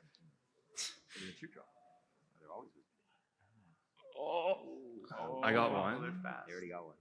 A stalemate in the top, we but always get Bug rushed. inching forward with those stun traps. we only have one Just a flag left. Always cloud one of flag ducks. A quick push by Wololo. 2 flags taken already. Okay. Searching for that We just third. need, Bug 2 more answering flags. back. Can I get your last And they have flag? a lot of dominant map control in this top side. That could I'd rather definitely not. help them Please here. have your flag. Wololo forgetting about that bottom I'm bottom, it happy- seems like. I would like your flag, please. Bread is on the move, but it pathfinds right into behind Wololo's ducks, and they can't quite break through.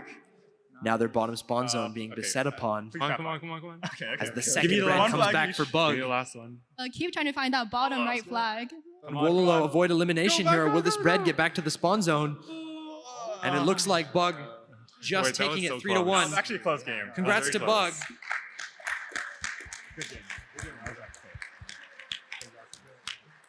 We'll be seeing Bug more in the next few rounds.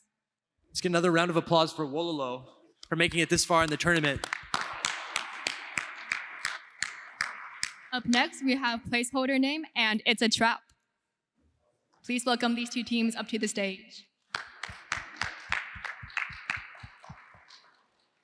Wololo receiving our 9th place from that last match. As we start to move into the top 10 being finalized.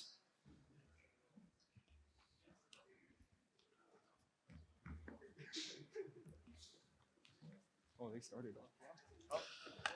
Have there been any maps so far that taught you guys to make major changes to your bots? Any that stick out in memory? I think in general, like we just kind of assume that like a lot of the maps that we do poorly on are like edge case maps, so we just like don't worry about them too much. I mean, Fountain made us like fix our water pathfinding, but it's still pretty bad. So, yeah. I see placeholder name using explosive traps. That's not very common.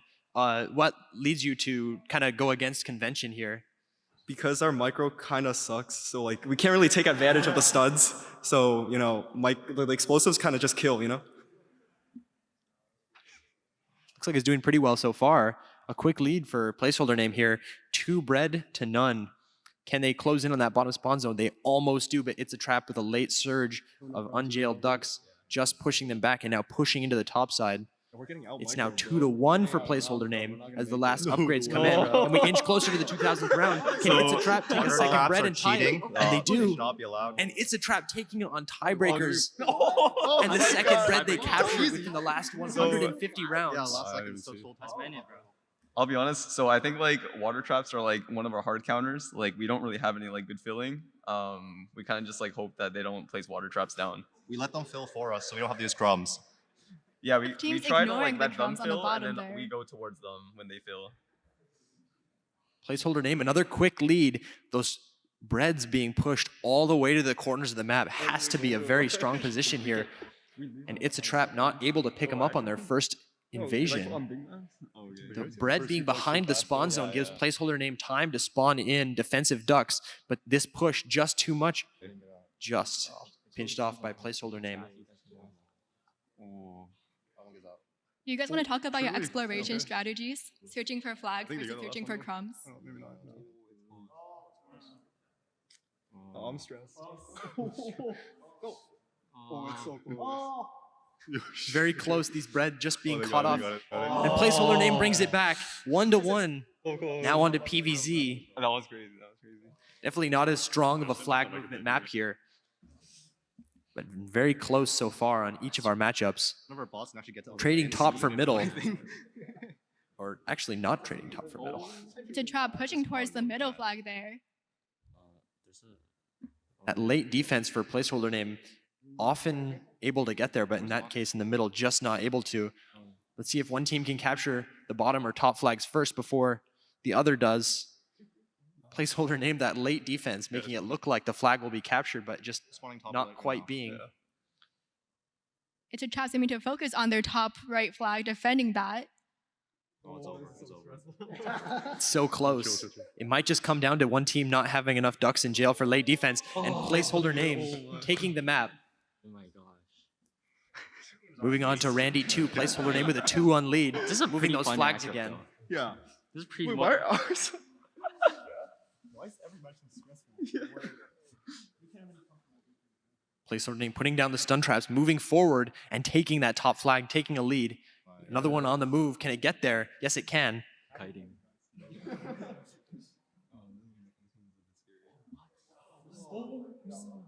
Placeholder name, are those ducks spawning defensively when you notice the enemy getting close to your spawn zone? Can you repeat that? Are those ducks spawning defensively when you notice the enemy getting close to your spawn zone? Only when they only sense them when they pick up the flag, which so it's kind of late. But yeah. Okay. 2-2. 2-2.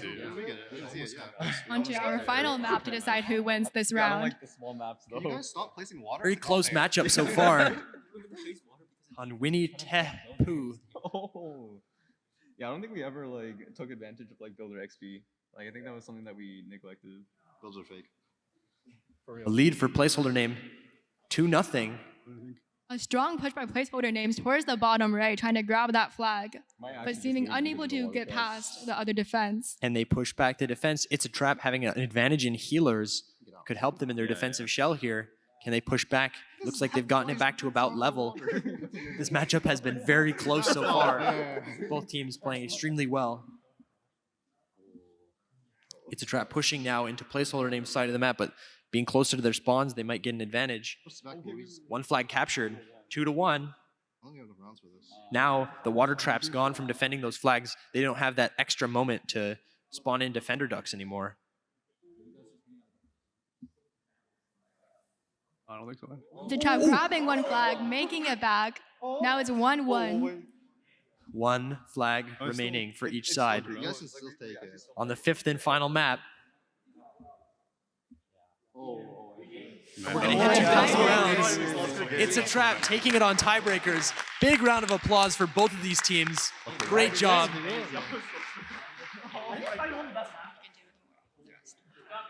It's a trap. Wait, we're done with those, right? Winning. Placeholder name. Moving into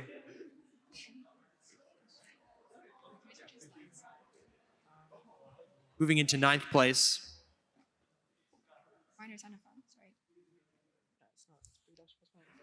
All right, up next we have Baby Ducks versus Postmodernism.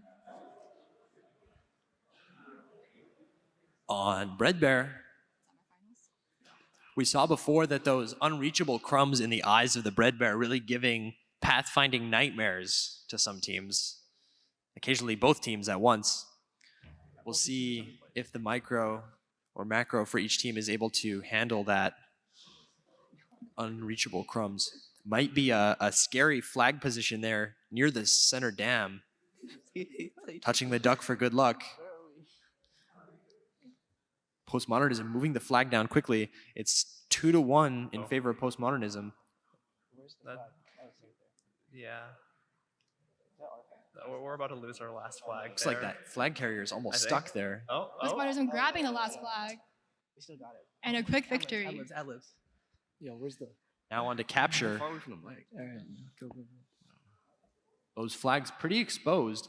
That movement for postmodernism could be pretty strong. And indeed, they catch both flag carriers by Baby Ducks. Oh, that buck is. That duck is tweaking. A quick win. 2-0 for postmodernism so far.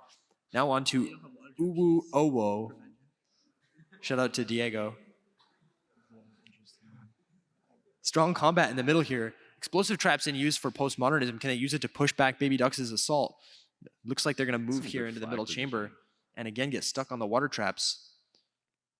Oh, we got one. Baby Ducks strong push towards the other opponent's flags. Oh, we got a second one. And the bread carrier get back. It cannot get back through the crowd of ducks for Baby Ducks. The crowd of Baby Ducks.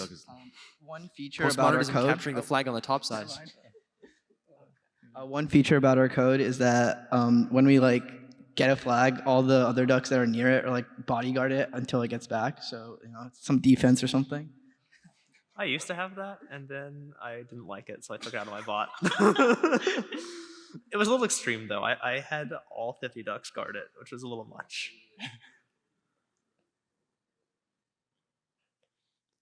Water really getting in the way of the combat in the middle there. The water avoidant combat micro we talked about earlier from Baby Ducks. Doesn't seem to be hurting it though. Seems pretty neutral. Oh. A lot of jailed ducks. Does either team want to talk about how their strategy has evolved since the beginning? Like how you've changed your strategies? Oh yeah. There's been a lot of changes. We have a lot of folders. Our initial flag placement strategy was to put it in a corner we in the got one. bottom. That was not that effective, but Yeah, we were trying to decide a lot between like turtling and rushing. Yeah, it was a bit hard to decide, but we we won on eventually tiebreaker. just went to a rushing strat. Oh, it's over. It's a win That for duck is locked in. Postmodernism. 3-0. Very close though. Good match for both teams. Congrats to Postmodernism. Congrats to Baby Ducks for making it this far. This match will yield our first 7th place finisher, Baby Ducks. Congrats. And then up next, we have Bug versus It's a Trap.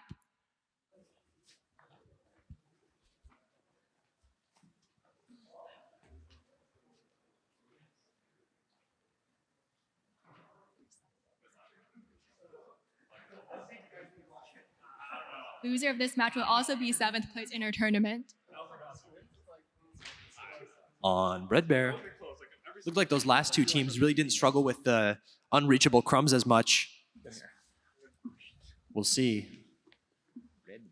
They're lined up and pushing on the top side. Still, It's a trap capturing that top side flag, not you guys capturing got the one? top side Wait, flag. I can't tell what's going on. Bug We down lost two early. We have one flag left. You guys 2 flags left. Oh no, you guys did defense. Okay. Quick map Okay, one. okay. It's a trap taking it.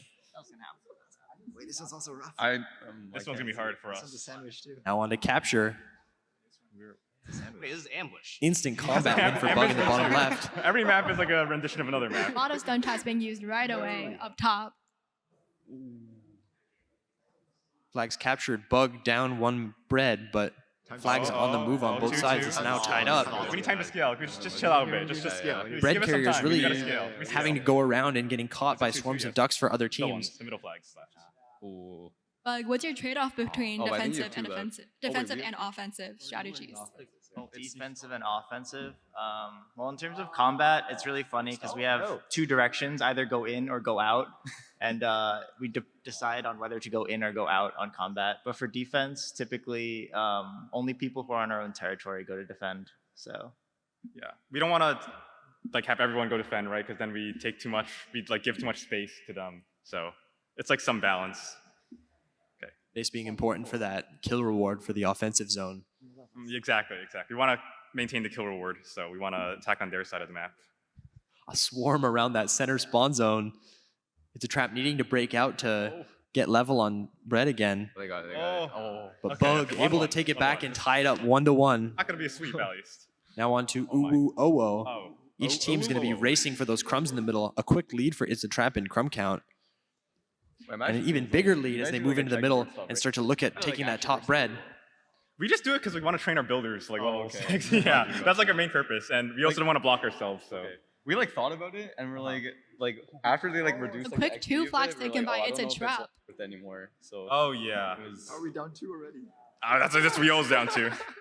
So this is like where our like fill issue comes into play. Like we're never pushing in just because like In we're a final expecting you guys battle to in come the and upper fill. left for the final You don't want flag to of fill because Bug. like you don't want to spend Can crumbs. It's a it's the Trap same. right Yeah. now. And then like we get this scenario like okay. Yeah, so we're It's in really this tough. stalemate now. Yeah, but you guys are up by flags, so you're probably gonna win this one. Yeah. Well, it might be close. It's a Trap pushing in the upper left corner, but being defended by Bug with their strong offense and a lot of stun Yeah, but I traps. we can't get That's the fine. We can't get a spawn. We're getting So. spawn camped. Oh, we got it. Flag taken back by It's a Trap. A 2-1 lead. Oh, On to Snip Snip. We've seen this one before. Middle push being very important for initial territorial control. Oh, It looks not like this one. an early lead for Bug We're in so there. bad at this We're one. gonna get stuck in This the we're top horrible of on the- this. No, in the we're top Quite. stop too. We're so bad at this one too. Oh, Wait, no. so that's actually surprising. Like you guys like don't do filling, but you guys like put a bunch of water like as defense. Yeah. Okay. This is gonna be hard for us. We're gonna just keep getting stuck there. Oh wow. Okay. We're really One bad flag on taken this for one. It's a Trap. That's an early lead. Almost another one Yeah, on the this move. map is really bad for us. Ugh. We Looks can't get really out of that. coalescing in those concave zones. Pathfinding, very important on this one to get out of those spawn zones. Looking pretty even in the middle and on the left side. It's a trap with that early lead could prove monumental. We don't have enough ducks. We have too many ducks stuck, and One on the move, just not able to get through. we can't get out of that. It's very close.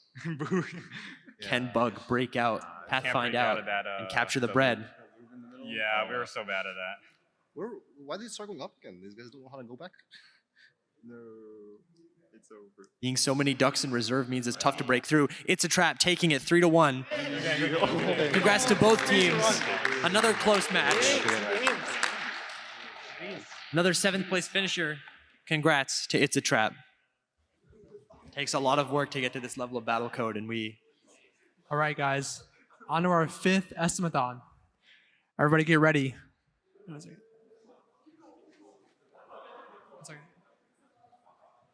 All right, let's get started. Estimathon number 5. Our secret integer is the number of people on the general Battlecode interest mailing list. How many people are interested in Battlecode via email? That is the question. This is the one linked on our website. Time starts now. You have 90 seconds. Fun fact, Evan once had his Outlook account just locked for apparently no reason, because mailing lists at MIT are huge and dorm spamming is actually kind of scary because you have no idea how many people you're emailing at once. Yes, MIT mailing list culture is strong. But is our mailing list big? What does big even mean for a mailing list? There's a lot of students here. Are there people that are not at MIT on our mailing list? 1 minute left. 1 minute left. We hope you're enjoying our curated Estimathon and also our lovely plush duck prizes.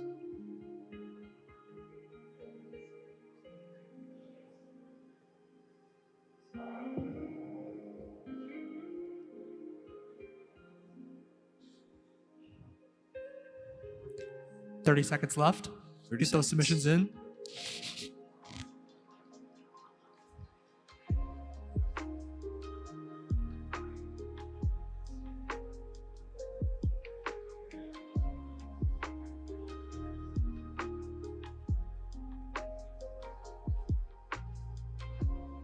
Ten seconds left.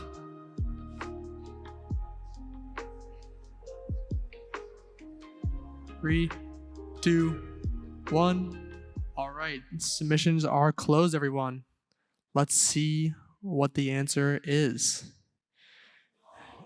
Only 2,047, one away from our favorite game. Let's see who wins this one. About the size of half of the undergrad population of MIT.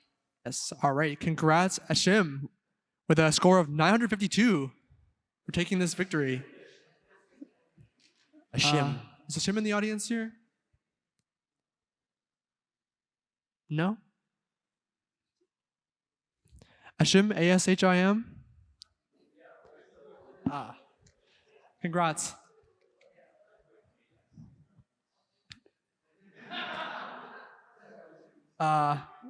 Okay, well, we'll lead on number 2 then. Luke Anger with a score of 800. Congratulations.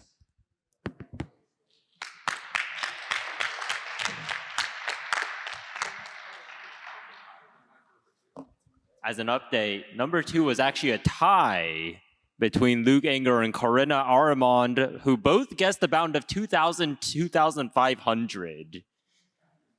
So Yes, Corinna, you're welcome to come to the stage as well and get your prize.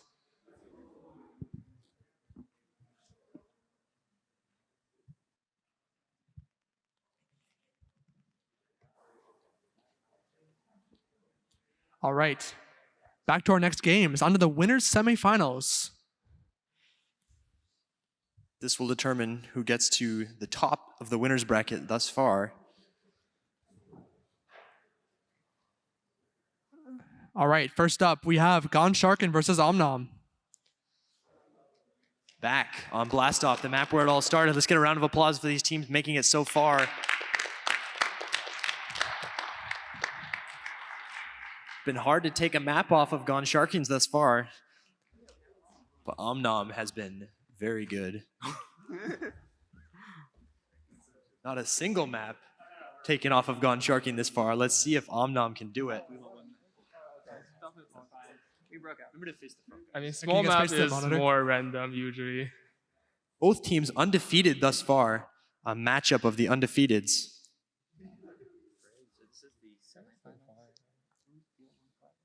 I don't think we stole anything. It's just buried back there. Or no, actually, maybe. Can you guys Yeah, face the we monitor stole, if yeah. possible? Okay. Oh.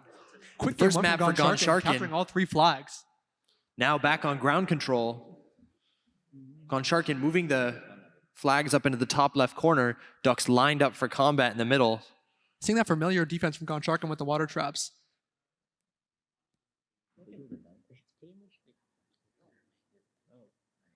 Omnom just unable to push through. Gone Sharkin putting a pretty strong offense, although Omnom pushing back. Omnom taking that left side bread. Tying up the game. One bread each for each team taken. Yeah. Omnom moving bread around, but not able to get it through the spawning defenders for Gone Sharkin. You're definitely getting destroyed on that. Gone Sharkin, a 2-1 lead. Can they find that middle bread? All right, it's pretty open. Gone Sharkin taking advantage of that and pushing in for a swift 3-flag their victory. micro- Moving on to game specialization 3, will back on eventually Bed tell Wars us, 2. I think we preserve our ducks a lot better sometimes. We'll see how teams can explore. Yeah. Can they follow the crumb pass? Lots of traps for Omnom in the top right corner, and they push forward. Yeah. And they take a bread from Gone Sharkin. Our, It's an early our lead. defense is based on RNG, so. Our levels were a little bit up. Pretty strong performance from Omnom so far. Gone Sharkin answering back with 2 bread, though. Can Omnom break through? Gone Sharkin finding that middle pathway, trying to sneak through the middle there, but Omnom with a pretty strong defense, doing a counter push. Sneaking that flag by, but just not able to make it quite far enough. Omnom not able to get those flags back past the spawn zones without being cut off. Putting up a strong defense, but Gone Sharkin grabbing that final flag and does take this 3rd game. Congratulations, Gone Sharkin. Congrats to Gone Sharkin for taking it in the 3rd map. Omnom did take 1 map in the other 2 games, so it was not a 5-0. All right, next up, we have Non-Orientable Shapes versus Camel Case. Camel Case again joining remotely.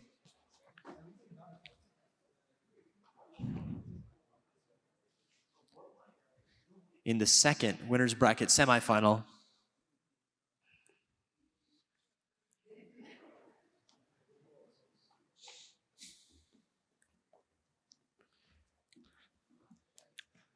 All right, getting started right away.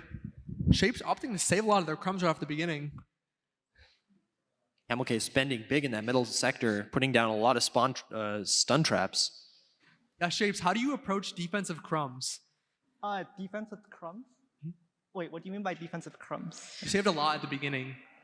Oh, if there are crumbs and there's like opponents nearby, we like to place traps on the crumbs so that when they try to collect the crumbs, they get stunned. Very interesting. Camel Case taking the first game. We copied that from a different team, but I don't remember what the name of the team was anymore. Camel Case with a strong first offensive push, taking away 2 flags, taking away the 3rd flag Wow. in the swift 383 round victory. Camel Case up 2-0 on this set. We'll see Smaller if Shapes maps can take this it back. round. Those small maps really making for quicker games. I made some last minute changes to plant more traps, and that seems really beneficial here. Camel Case taking the 2nd flag of the game right off the bat.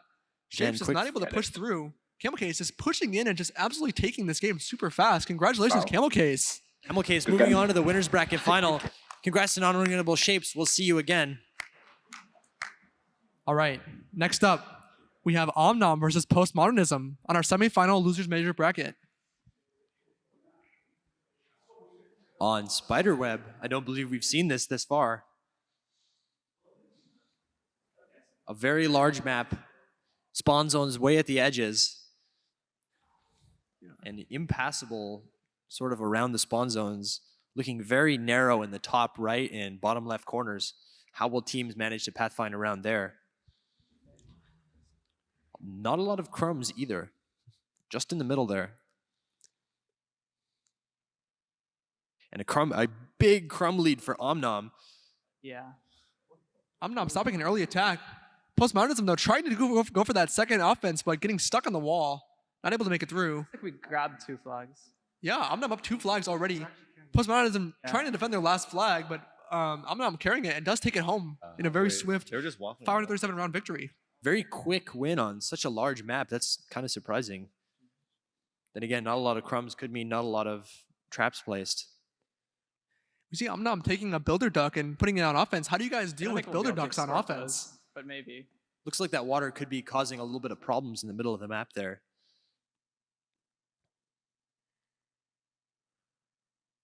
Yeah. Okay, we're getting pushed back. Levels look pretty even this far. Flags moving back for Postmodernism. They've got at least one. They've got 2. Duck is locked in. A quick lead for Postmodernism. I'm trying to defend that last flag, but Postmodernism moving in pretty quick. Omnom does manage to get 1 flag though on the bottom side. Can they figure out where that flag is in the top right? They can't seem to find it. They do get the middle flag. Can they rig it back? They can't. Postmodernism really trying to push through that narrow side on the bottom of the map. I'm sticking that last flag through. Both teams down to 1 flag. Tough to see who could be at a level advantage here. Seems pretty even. Can Postmodernism break through? Can they send some ducks over the top to break this Hopefully stalemate? we just get lucky. Oh, okay. Will it make it to tiebreakers? No. We're only 200 rounds now. And that bread is firmly lodged in the top right corner. Last minute. The level's looking pretty even right now. Postmodernism might be up slightly. They don't make it. Not quite in time. Postmodernism winning on level tiebreakers. On the tiebreaker. Taking us to game 3. Back on Great Amazing Soup. What flavor of soup is it? The bread snatched in the top right corner by Omnom, but getting stuck on the wall, not able to pathfind back. That duck making it through this time, but pathing down into Postmodernism's army. Getting picked off. There's enemy units around, and we try to preserve the life of the flag carrier, as opposed to running into enemies. Yeah, passing is probably a better strategy, but I got lazy. Combat in the middle. No clear advantage other than the bread lead for Omnom. Now they take the second. Can they get the third back? And they do. It's a second map for Omnom. Now on to Shapes. Orientable this time. Yeah, this is like another... Yeah, we didn't line up fully at the barrier, which is like Moving back for Postmodernism. Very close so far. Yeah, strong defense on the top. Looks like Postmodernism might be able to break through, but does manage to do it. Postmodernism Taking able this to game tie it up. game 5. This is a banger matchup. I know, Now a very on to strange Dreamcatcher. map. Okay, this one. It's natural placement. That's natural placement. We'll see if the teams are able to push out of this very confusing map. Looks like Postmodernism having no trouble getting out. Postmodernism again putting that flag in the 1 Really good pixel idea here. corner piece there. Yeah, very, very strong defensive positioning. It'd be very tough to get that flag out of there. Quick lead for Omnom though, taking 1 flag. The Ducks for Postmodernism have to go that long way around inside the chamber. Pretty good here, so it looks like we'll be able to hold our ground. Your ducks are Very like a close. centrifuge. Map 5. Around the flags, just. Yeah, our ducks. Fun fact: our ducks actually can't stand still when they're fighting. That's a secret. That's a secret sauce. Yeah. Those traps for Omnom very strong in the middle as they push back towards the middle bread. Yeah. And they pick up that middle bread. Back through the traps is going to be a clear capture for Omnom as they take a 2-0 lead. Omnom down to that final flag in the back. Will they be able to sneak through? It looks like they actually do, and take that manage flag to pass out. it out. Can they get it back home in time? Omnom taking game 3 will win Hey, this it was set. a- Congratulations, Omnom. A very close match. Great match by both teams. Postmodernism taking home 5th place. Congratulations. Our first team in our top 5 there. Postmodernism. All right, next up, we have Orientable Shapes versus It's a Trap. Will they make it to the map Shapes? Yeah, one more round of applause. A great match.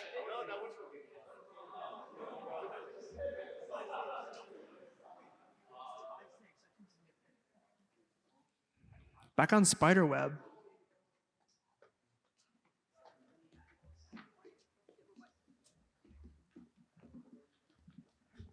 All right, let's get started.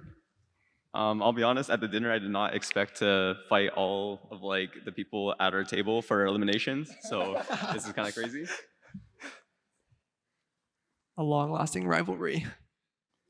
Last year we lost against the team we ate dinner with. So No, but I think like, yeah, we didn't actually like change anything. So we still have some like flag issues. A swift game from Shapes in only 577 rounds, moving us on to game 2 on puddles.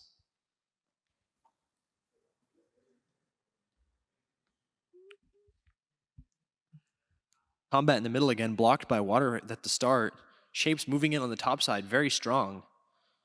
Rebuffed for now by It's a Trap. How long can they hold? Yeah, a strong defense will definitely do well on this map. It's pretty hard to get past through that center area. A lot of traps going down in the bottom side for Shapes. Those will pay later. And in fact, they're paying off now as they're able to rebuff the counterattack by It's a Trap. Yeah, It's a Trap pushing back pretty hard on Shapes right now. It looks like Shapes though is pushing up on the top. Can Traps defend? I also well don't think like we've ever played a match against them. Like I think like you guys were like way higher rated for like we've never even tried like an unranked scrim, so we don't even know how this is gonna go. it's hard to push through them. Yeah. Still pretty even. No bread captured yet. Shapes pushing in, taking that top bread just as I say it. A quick lead. Can It's a Trap push in and take one of their own? No. Shapes, 2 bread to none, taking a 2-0 lead. Back on soup. Can they capture game 3 in a clean victory?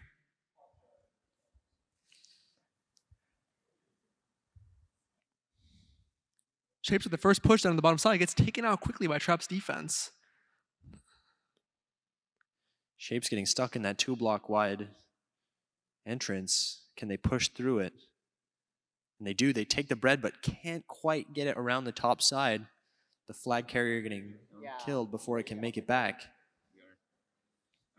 This time, though, it's wide open if they can make it around the block.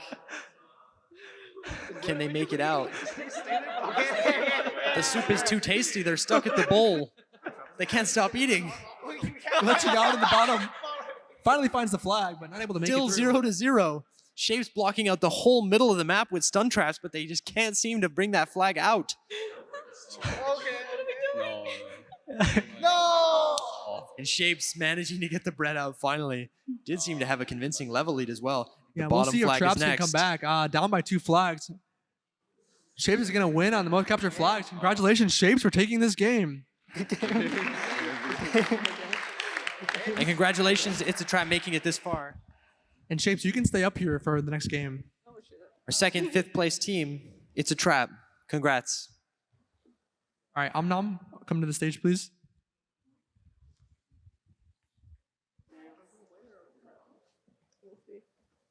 And now we'll be playing the match that will go into our losers final bracket. Loser of this match will be 4th place overall, and the winner will get a chance to return to the winner's bracket after one more game.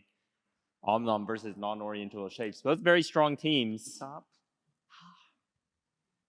A flag at the top immediately snatched away and delivered back. Omnom now up 1 flag. We've seen a lot of pathfinding trouble on this bottom coop for this match. We'll see if these teams can sort of counter that out. Both teams really laying these stun traps so aggressively in the middle. Yeah, we see Omnom's characteristics, stun traps. It is pretty being easy to placed in defend a on this block. map, yeah. And now that bottom left coop getting sort of attacked by non-orientable Shapes, Hopefully looking to find their survive way the in, but siege. so hard to find their way into that one tile passageway. Just so many ducks crammed in that one spot. Omnom Not and stun dying from traps the crowding healing. that, trying to defend their flag. Yeah. Yeah, look at those ducks in the bottom, do just spawn streaming towards the the problem bottom is left, we are gonna spawn trying a to lot get over there anything. where we're Now sieged. an attack from It's not a Omnom big onto deal, the actually. middle. Can they get that flag? Only like 9 people. Shapes yeah, seeming to it's forget very about the hard. middle and top flags of Almost. Omnom. And they snatch it. Can they bring it back? And immediately defended, picked up and defended again. Now the flag returning to its spawn location. Omnom going to win on the tiebreak here. And onto a new, not a new one, Blueberries. Let's see. Very bumpy Yeah, we do terrain have in the some middle tight here. map All this here. water is sort of making it very hard for both teams to push in. Yes, please wall micro. Please help us. A lot of stun traps right away by Shapes trying to block off that corner. Yeah. And in one theory, the flag more snatched walls and there are, the delivered. better. An Yeah. interesting dichotomy here. Omnom sort of I don't maintaining know. center control, but losing control of those sides, forcing them to lose this left flag. Can they get Okay, that our bottom levels are right way flag, worse. though? We're getting A lot of destroyed. White Ducks gathered there trying to snatch it away, but now defenders there Impressive. and forced Omnom's right backwards. side pretty undefended. And now, Yeah. once again, They're this gonna middle keep push, us- but it's so difficult to get through all this bumpy terrain, especially with the traps. Omnom now needs to worry about their own flag getting taken away. And a counter push. And the flag snatched and taken away. Now Omnom down to one flag. Going to have to guard that top right flag. A sleeper duck nearly gets it, but not quite. Omnom just needs to get 2 flags. It's 200 rounds until the tiebreak. They need to hope to just snatch away any of these, but their flag taken we away. were down in levels. It was inevitable. Okay. Now tied 1-1. We'll see who can break away here. Oh no, nobody's Very open map now. I don't know who made Randy 2, but I'm very scared. An immediate push in this bottom side by Omnom. A flag snatched. Oh yeah. And now a counter push on the bottom side through that lower lip. Doesn't make it through though. And Omnom detonating so many stun traps on their way in. One flag taken away on the top as well. Now 2-2. How do And your another- teams deal with bigger and I don't smaller like how maps? unguarded their flags are, but in general, I think their micro is better. And now Omnom is down to 1 flag. They need to sort of defend this bottom flag, but an attack from Shapes now. Omnom snatching away 1 flag on the middle though, as Shapes is forcing an offense, but Shapes has their own flag. That was luck. And Omnom manages to snatch away both of Shapes' flags before Shapes can 2-1 bring lead back now their own. onto our 4th map. This is a little janky. Ooh, oh, whoa. Really small map here, especially with these middle zones, just an open column. And a micro test, Omnom winning the micro test and grabbing that flag immediately. But I think we And put those it- traps, two so in a good row. at We got defending it. the retreat here. Surprising. Shapes just can't force their way into the sun traps. And now Omnom Yeah. up 1 Our flag. flag passing strategy is just let die. Omnom and pushing hopefully somebody else forward, picks it up. trying to grab the other flags. Shapes may not have a flag in the middle anymore, but they're still maintaining mid control, which is doing Now we get wonders for their camped. offense here. They're pushing in, trying to get the middle here. Yeah, we and have offense more on all attack 3 ducks. fronts, but a defense equally strong on all 3 fronts. We have a defensive advantage. But so many stun traps here, and Shapes is just farming the crumbs. The Omnom crumbs trying to reward. counter push and push back and grab Lost the a few final hundred flags. rounds. And 1 we flag didn't taken last. away. Oh, but Now tied 2-2. Shapes returning the blow on that middle flag, but now Pushing the Omnom bottom. forcing their way into the bottom side. Can they get that flag back? And the flag returned safely. Now both teams on 1 flag. And the flag taken, but returned first. A really close match. Yeah, Shapes just true. managing to take it just a bit Wow. earlier. And now onto our tiebreaker map. Okay. And now terrain. Shapes is in the lead know. too. Actually, I feel both like this- teams at this favors 2-2. them. Yeah. Winner for of the this micro map. game will win the set onto Razzle Dazzle. Can we get to the flag? A strong line of stun traps here on the bottom side from Omnom, and they're forcing their way in, grabbing one of those things. Their retreat will be defended by traps, and They're Shapes very can't do aggressive. anything. Yeah. Now, 1 flag, 2 flags taken Yeah. by Omnom, actually. Be the And only- pushing in Shapes- towards that final flag, having middle, grabbed the last it. flag taken away. Can it be Oh. delivered? But running into the other flag carrier Okay, now and it's gonna be a return lot harder. safely. Omnom closing it again, trying to find that final flag. Both teams on 1 flag here. Whoever can grab this flag, we've seen both teams just trade flags here. Whoever's going to grab it first will be able to rush it back quicker. Flag grabbed, but not brought back. A tense fight going on this top side. If that fight breaks open, Shapes will have a free entrance straight to the flag, but Omnom now forcing their way through the middle.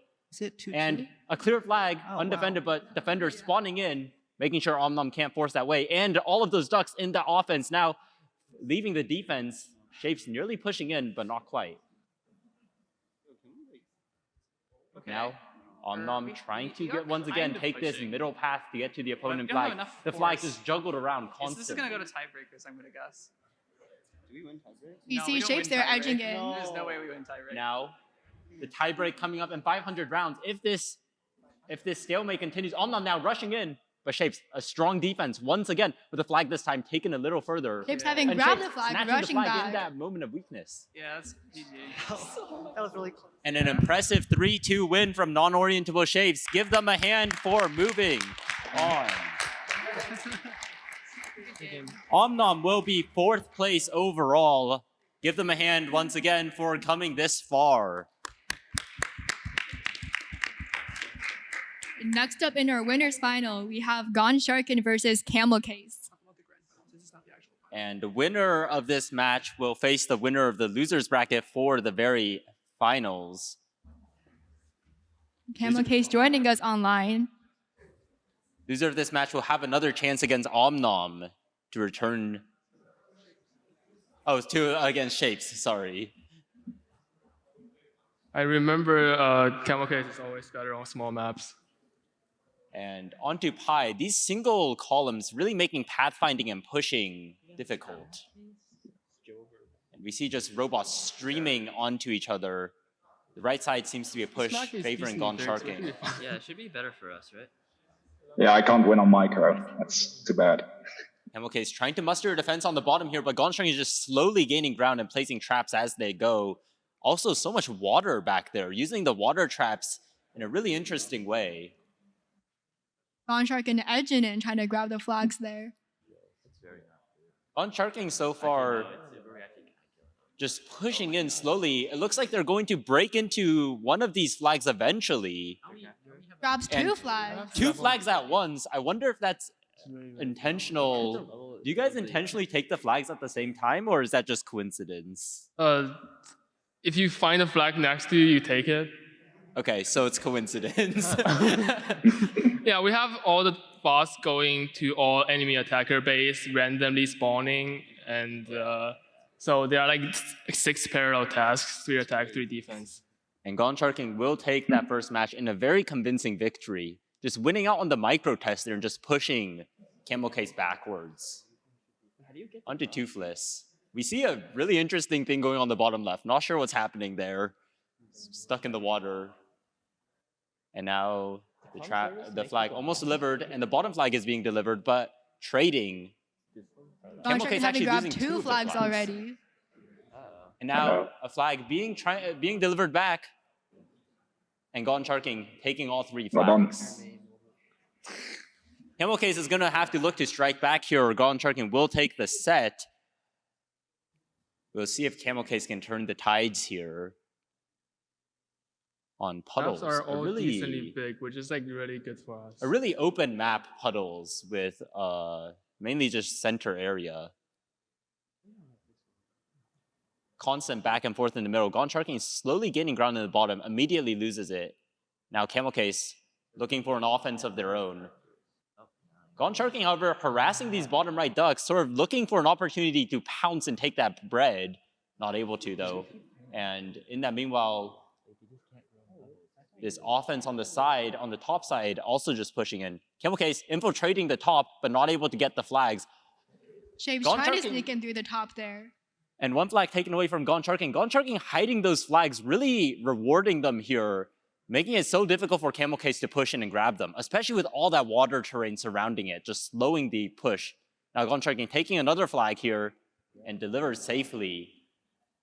Camel Case is going to have to defend this top flag, but their defense slowly weakening as water traps and stun traps littered around their spawn now taken away, but there's no way to defend and retake. And Gone Sharking going to take the set 3-0. Good game. Congratulations to Gone Sharkin. We will see you in the finals. Gone Sharking going to advance to the finals, I believe, and Camel Case going to have another chance against Shapes here in the losers finals.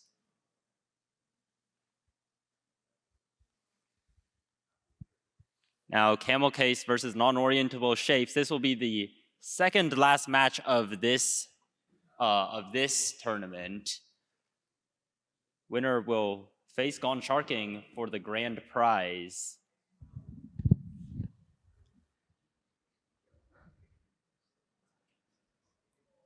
And now we start on Phage, a very water-heavy map, maybe punishing the crumb count quite a bit. See as a Shapes result. there on the bottom collecting all the crumbs. Immediately, Shape's already losing 2 flags, actually. Camel Case, such a strong offense here. Now, the 3rd flag taken away, and Camel Case with a swift victory. These open maps really seeming to benefit Camel Case here, as they're able to sort of coordinate these pushes so well and sneak away flags. Yeah, We'll we see rely if on this map respawns sort to of changes defend, things so, up. Oh. Now, flag snatched and taken away. Will they be delivered back? Pathing errors going on with that middle flag. Each team grabbing a flag right now, trying to bring it back to their spawn zones. And now 1-2 on the flags. Camel Case with 1 flag left. Non-oriented Shapes looking to snatch away that bottom flag. And Camel Case launching an offense of their own, grabs the flag. It looks like our pathing is having trouble. And brings it back. Camel Case with a strong offense, just snatching that flag away. It's over. Camel Case is up 2-0 now. We'll see if Shade is able to bounce back and take this match. In Bon Appetit, a lot of terrain here to navigate with these knives and forks. And I think that's a smiley face. A flag snatched. So many flags snatched. They're all over the place. No flags are in their homes, but some are defended. Camel Case is able to defend their flags, but actually no, loses the flag, and now they're tied 2-2. The Camel Case still pushing upwards, trying to find those other flags. Both of these other flags really well defended by both traps and terrain. Now a stream of ducks coming in the middle, going to look for that flag, but defended well, and now a counterattack perhaps. But the counterattack not being able to really push any ground past this knife. And non-oriental Shapes sort of splitting their ducks into 2 groups. Stream of ducks actually able to, something going on with the pathing there, but not able to make it back. And now Camel Case, a counterattack while all those ducks are in jail. 2 flags snatched, can they be delivered back? Flags being 2 flags carried right snatched on the now. other side though, but Camel Case just closer to their spawn zones. Good game. Good game. And Camel Case will take the victory by set Camel and Case. move on and fight on Sharking. Congratulations to 3rd place for 2 Shapes. Congratulations to non-orientable Shapes.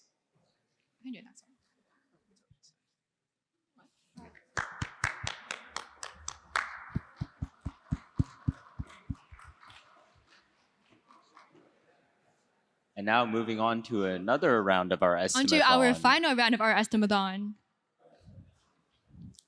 For our last one, our secret integer is the total number of edits as counted by Google Docs history made to our Battlecode 24 specs document from when it was first made up until now. And time starts now. How many edits did we make? Maybe we just wrote all the doc in one go. We just sat down for 1 hour. Or you know, maybe the doc doesn't even exist. It's just 0. Or maybe it was changed many, many times. Yeah. Maybe we just wrote 1 word every day. 1 character every day.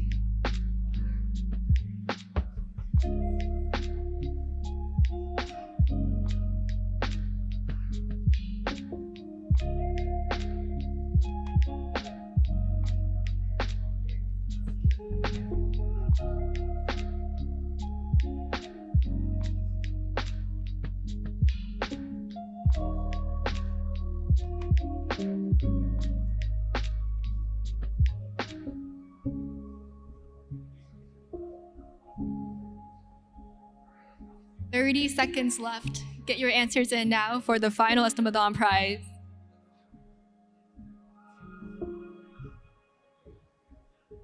There are at least a few edits, as we did make edits between tournaments. The answer is not 0.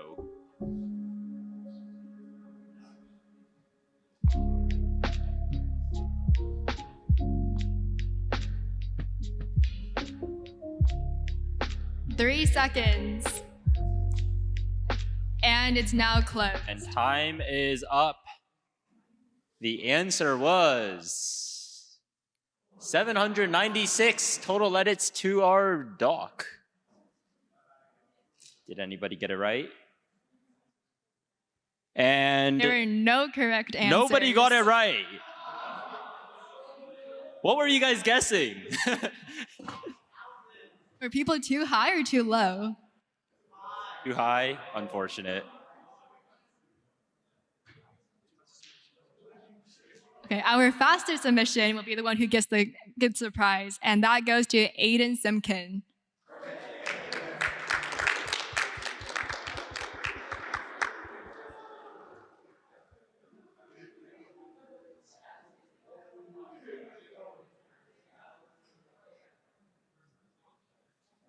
A clean Congrats again. catch. All right. Before we go our grand finals, let's take a look at the final rounds of the high school and newbie tournaments. So in the interest of time, we'll show the final of the losers bracket, and then the grand finals for both games. So let's start off with the high school final in the losers bracket.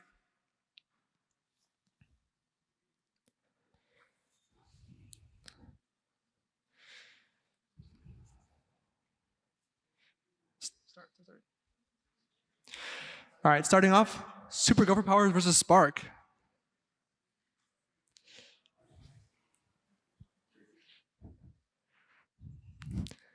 An old map Alligator.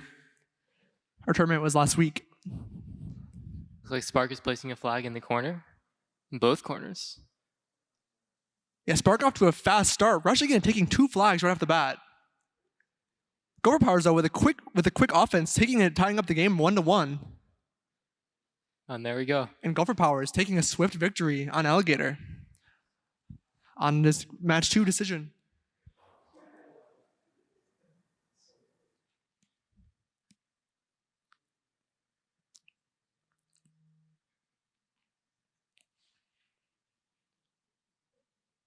Two flags stolen. As Spark down on their last flag. Not really any offense though right now. Gopher Powers pushing in on that top flag. Spark taking a quick bottom flag, leaving it 1-1. And Spark moving in just in time to take that final flag, tying up the game 1-1. Back on the cursed English map.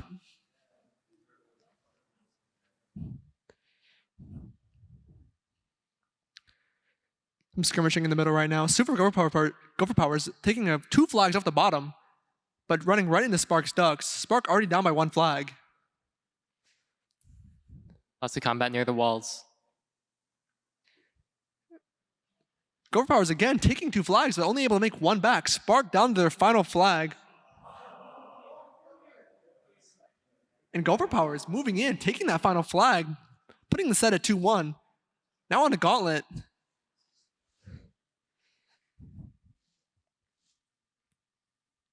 Tons of traps going off right in the middle during the beginning.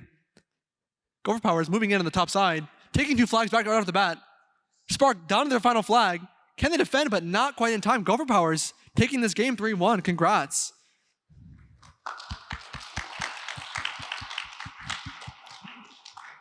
All right. On to our final high school game. Sea Otter Cloud versus Gopher Powers. Let's get started. First on anchor. Both teams saving their crumbs for offense. Stun traps right in the middle.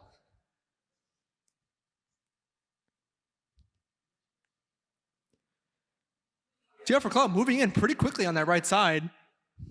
But Super Gopher Power is holding a pretty strong defense right now. Both teams pretty tied on level economy. Super Gopher Power sending a few ducks past the line, but none of them seem to be able to capture the flag. Gopher Power is pushing through a little bit, but just not quite enough to make it through and grab that flag. Both teams are CR for Cloud maxing out the level 6 healer ducks.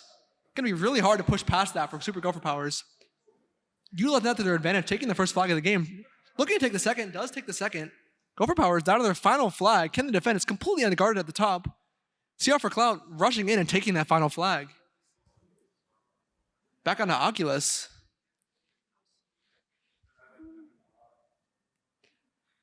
Neither team opting to do much during setup phase.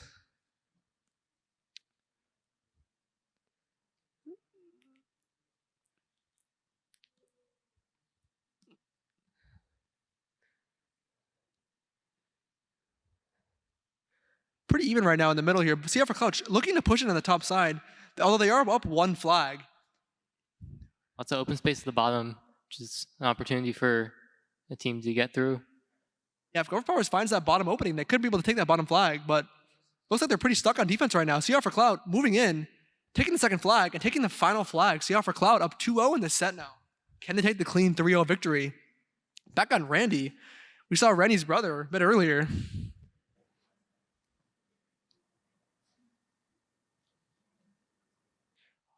Lots of skirmishing on the left side.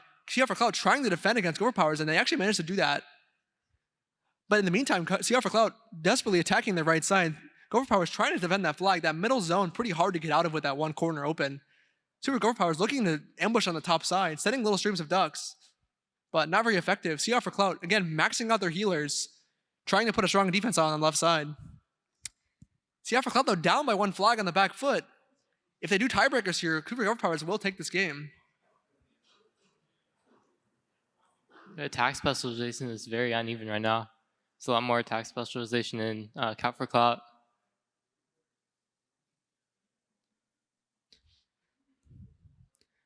Just stuck on the left side here.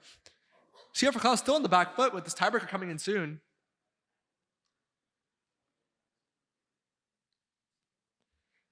Looks like the last 50 rounds left. CR for Cloud just not able to take the flag in time. Moving on to game 4.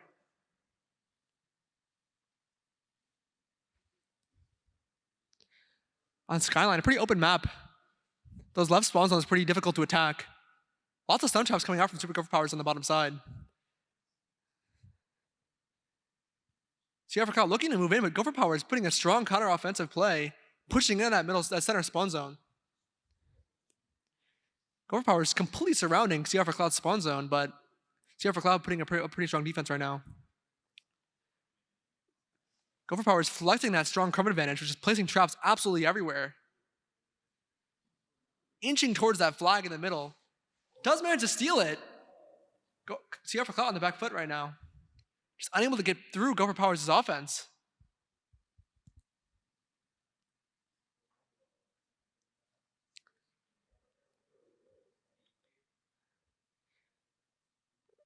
Overpowers again flexing their cover advantage at the top there, just absolutely moving in on CR for Cloud's defense. Looks like they're moving around the map for some reason, but they do manage to take this game. On to game 5, Starfish will decide the final game.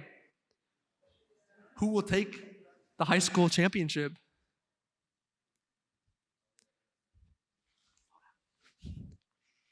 Overpowers. These alternating spawn zones pretty difficult. We're gonna see probably a quick game here. We'll see what these teams can do.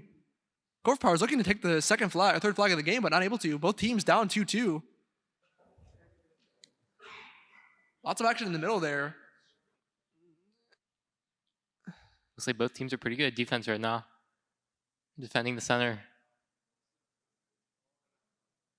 Yeah, Overpowers with the advantage now. If they can just push into that center spawn zone, they can grab that middle flag, but CR for Cloud up by one flag. Can use that to their advantage. Overpowers just not able to push through that center area. Just too many of CR for Cloud's ducks right there. Once again, CR for Cloud focusing heavily on healers is going to make it very hard to attack.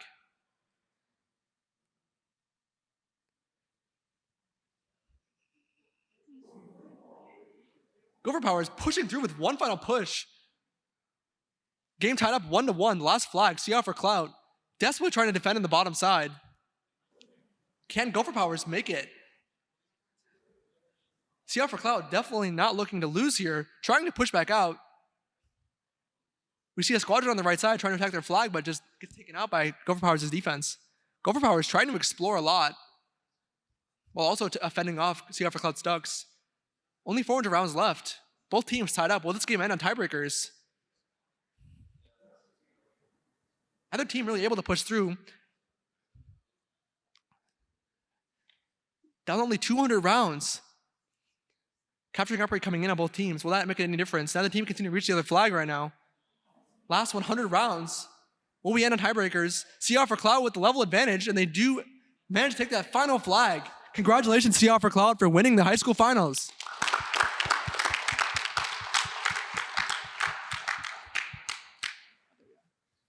I think you are in the audience, so we will come and give you your certificate.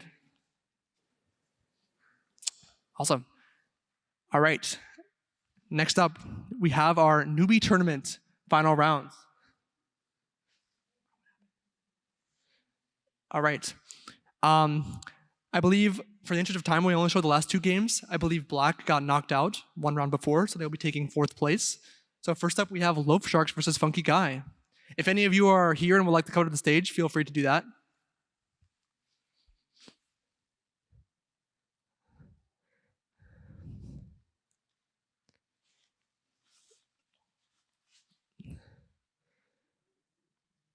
Funky Guy looking to take up the first flag.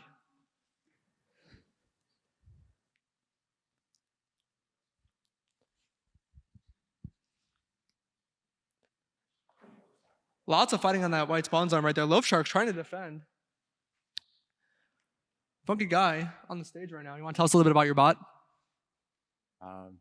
Yeah, pretty much just like traps the spawn, and then it goes for the broadcast flag locations, depending on like the number of enemies nearby. Like traps the enemy spawn too. Yeah, Love Shark's putting up a pretty strong defense up there. Funky Guy just not quite able to make it through, although they are up by 1 flag.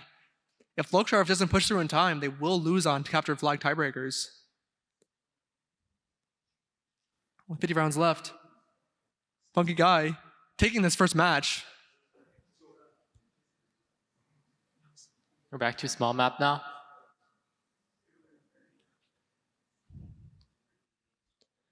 A pretty small map right now. Funky Guy taking the first flag of the game. Looking to take a second, but gets taken out by Love Shark's defense. Love Shark, or Funky Guy carrying the second flag, but getting stuck on the pathfinding around that middle area. Both teams running into each other on the way back. Love Sharks come out on top, taking that second flag, tying up the game 2-2. Funky Guy once again getting stuck in that top area. Funky Guy, what do you do for your pathfinding? It's very buggy. I just like try to go in one direction. If I can't, then I just go right. Something interesting is happening with the pathfinding over there. And Funky Guy's duck stole the flag, but couldn't bring it back. Funky Guy once again getting the flag, but getting stuck.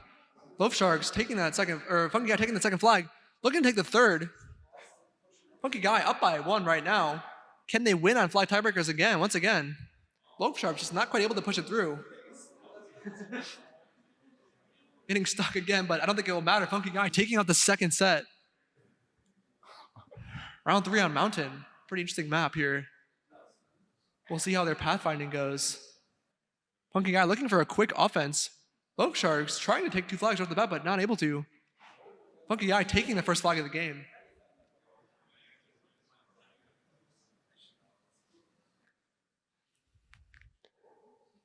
Funky Guy with second flag coming in, able to pathfind all the way around, taking the second flag.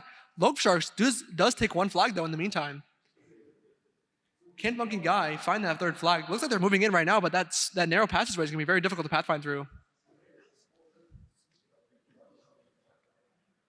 Yeah, Funky Guy pushing in, picking up the flag, but just not quite able to make it out. Loaf Sharks looking to pathfind in through the right side to steal a flag, but focusing really hard on defense right now as Funky Guy is pushing in pretty aggressively.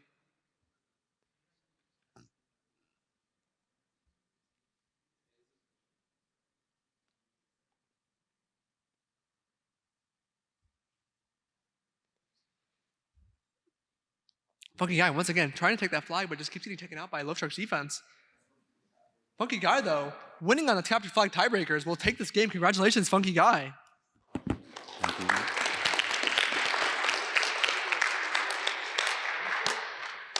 I think, Love Sharks, if you're in the audience, please raise your hand so we can hand you your certificate, if that is okay.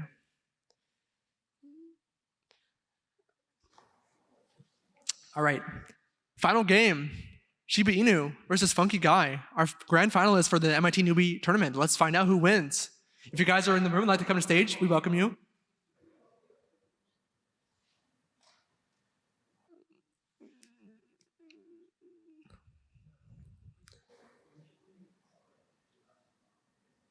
Oh, lots of traps instantly placed. Now, lots of fighting in the middle. Funky Guy off to the back foot right away. Shiba Inu taking that first flag. Shiba Inu putting up a pretty strong defense on that middle flag. Pretty hard to defend, but they are doing it pretty well. Spawning in ducks as needed. Both teams building up their levels right now. Shiba Inu trying to take that flag, but unsuccessful. Funky Guy defending.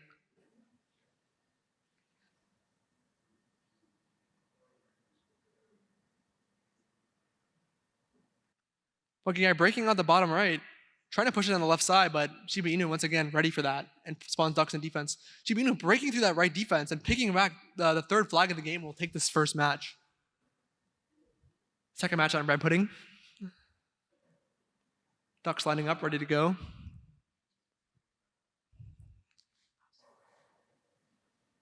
Shiba Inu with a strong offense right off the bat, pushing in on Funky Guy's right spawn zones. But Funky Guy with a strong counter push. Can they take the first flag back home? But they aren't quite able to.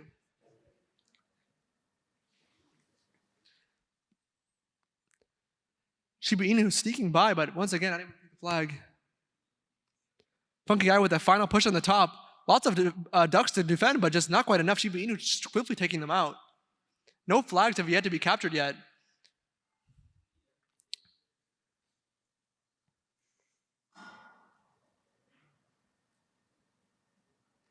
Both teams pretty even right now. Shiba Inu and Funky Guy at the top just keep trading their attacks. Both teams pretty even on level economy as well. Once again, attacking at the top, but Shiba Inu with a strong counter push. Can they break the Funky Guy's defense with all those stun traps over there? Not quite. Both teams just unable to break through the defenses of the other team. Only 800 rounds left. Second upgrade coming in. Funky Guy looking to attack. Taken out once more. These small counter pushes simply aren't just breaking it through.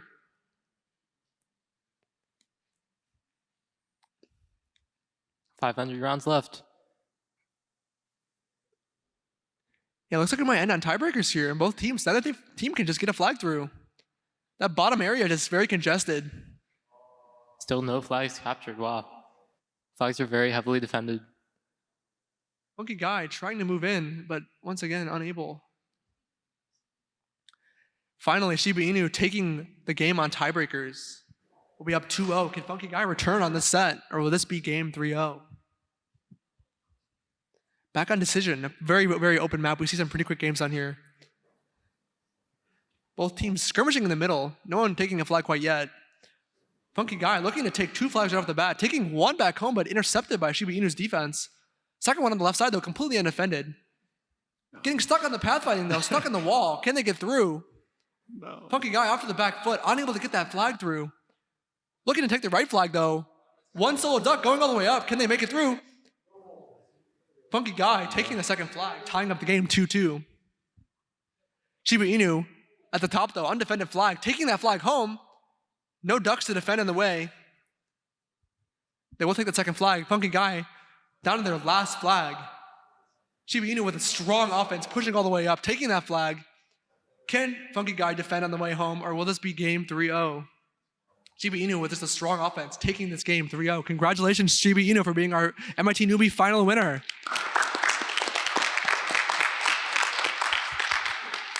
Congrats, Funky Guy, for taking second place. If Shiba Inu's in the audience, can you raise your hand?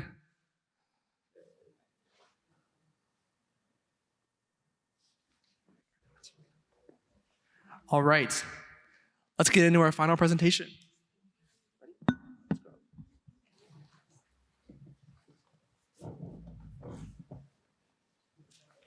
All right, before we watch our grand final match, let's take one more time to go through each of the teams and give them each a round of applause for making it this far. First up, Baby Ducks.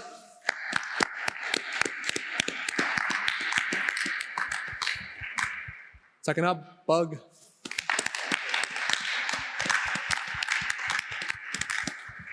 Up third, Camel Case.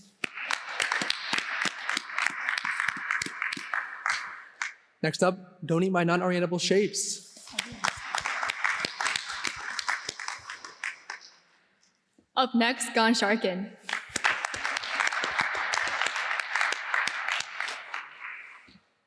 Up next, Gooby Woobies.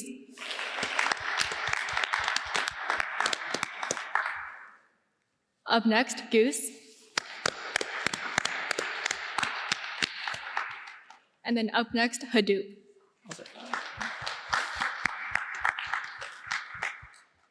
Now it's a trap. Muskalunge. Omnom. Pat. And then up next, placeholder name. Up next, postmodernism. And then up next, we stole your waifu. And then last but not least, Wololo.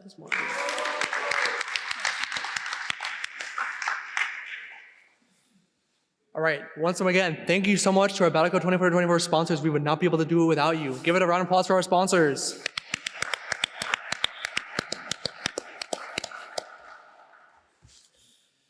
All right, now for our final tournament, final round. Everybody here, is everybody hyped? Let's go.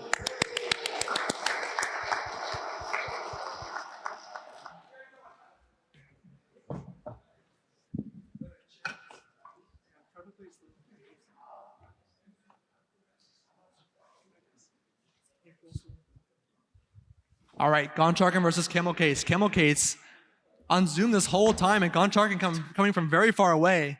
Who will take this final game? Let's get right into it. Oh no. It's A fresh set of 5 maps. First up on Snowflake. 3 spawn zones, all pretty different. It's kind of awkward. So weird. Goncharkin with the signature defense, placing water traps, only getting 1 flag though that is able to move. So many traps in place by Goncharkin. You see Goncharkin edging in, trying to grab the flags of Camel Case, pushing them back slowly. Yeah, both teams not really able, but Goncharkin pushing to the right side, taking the first flag of the game. Camel Case down on the back foot. Goncharkin still with a strong push though. Goncharkin wrapping around, trying to find the flags. Goncharkin is cleaning up on that right side, taking all the levels they can, putting Camel Case down in the back foot. Goncharkin also coming down the top, grabbing 1 flag there. Camel And now Case looking for the middle flag. down to their last flag. Can Goncharkin move into that final spawn zone and take the flag? You guys have any thoughts so far? I just hope to win 1 game. That's it.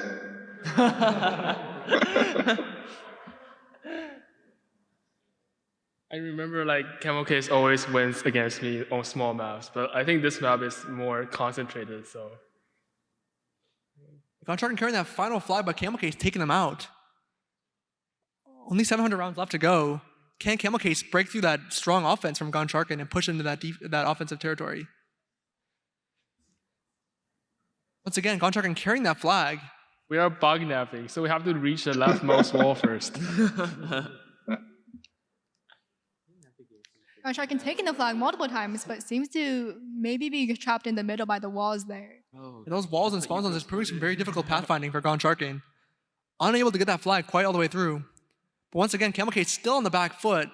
If they don't attack right now, this will be a game win on tiebreakers. They have 300 rounds to capture a flag from Goncharkin. Goncharkin taking a flag, sneaking it back. And Goncharkin taking the first match. All right, on to game 2, Water Cycle. A very big map, lots of water, lots of walls. We'll see how these teams fare. Goncharkin moving their flags, but no water traps this time. Very interesting. We just don't have enough scrum. Crumb deficit. Both pretty crumb deficit map, but Goncharkin Taking a flag already. Yeah, Camel Case looking to attack that middle zone, but Goncharkin ready to defend. Goncharkin doing a counter push on the top side. Camel Case though sneaking that flag at the bottom, but Goncharkin ready to defend with that bottom spawn zone. Camel Case taking both flags going back right now. To the top. One thing's taken out. Oh, no. Camel Case trying to defend that flag. Can they make it through, but gets stuck. Pulls it through. Both teams down to 1 flag. Goncharkin though sneaking that final flag. And Camel Case unable to defend.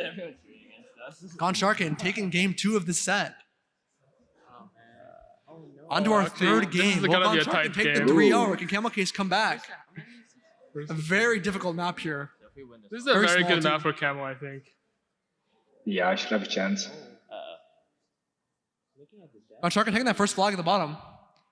Pretty undefended. Goncharkin with that flag movement, though, is going to be very effective because Camel Case is going to have to go all the way to the top to get the first flag. Goncharkin just absolutely crowding around that top area.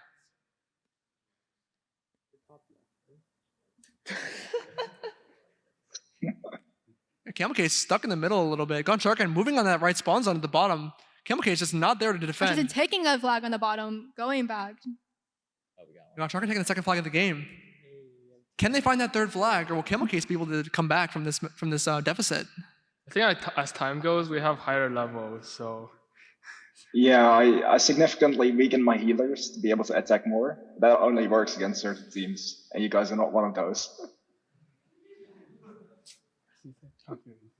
Water drop's going off, blocking in Camel Case. Goncharkin capitalizing on that, ready to attack.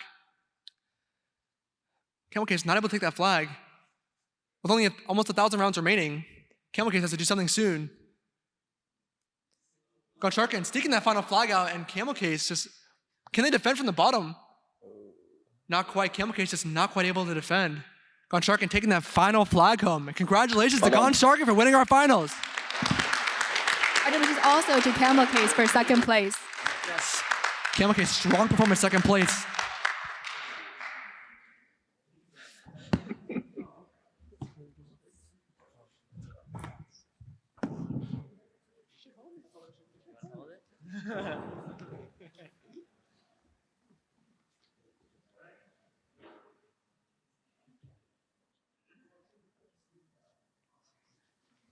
Congrats again, guys.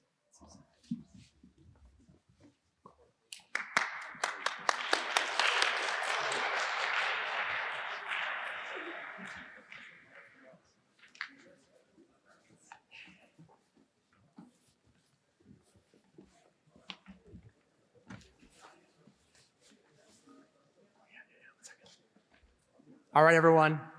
Thank you so much for coming out today. We're going to throw some ducks into the audience if you guys want to grab them.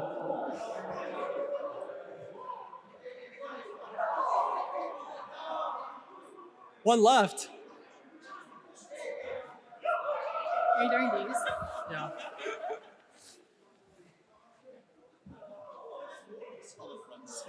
Awesome. All right. Congratulations, everyone. Thank you, everyone, so much for coming out today. That concludes our evening. Thank you, everyone. Give it up one more time for all of our teams.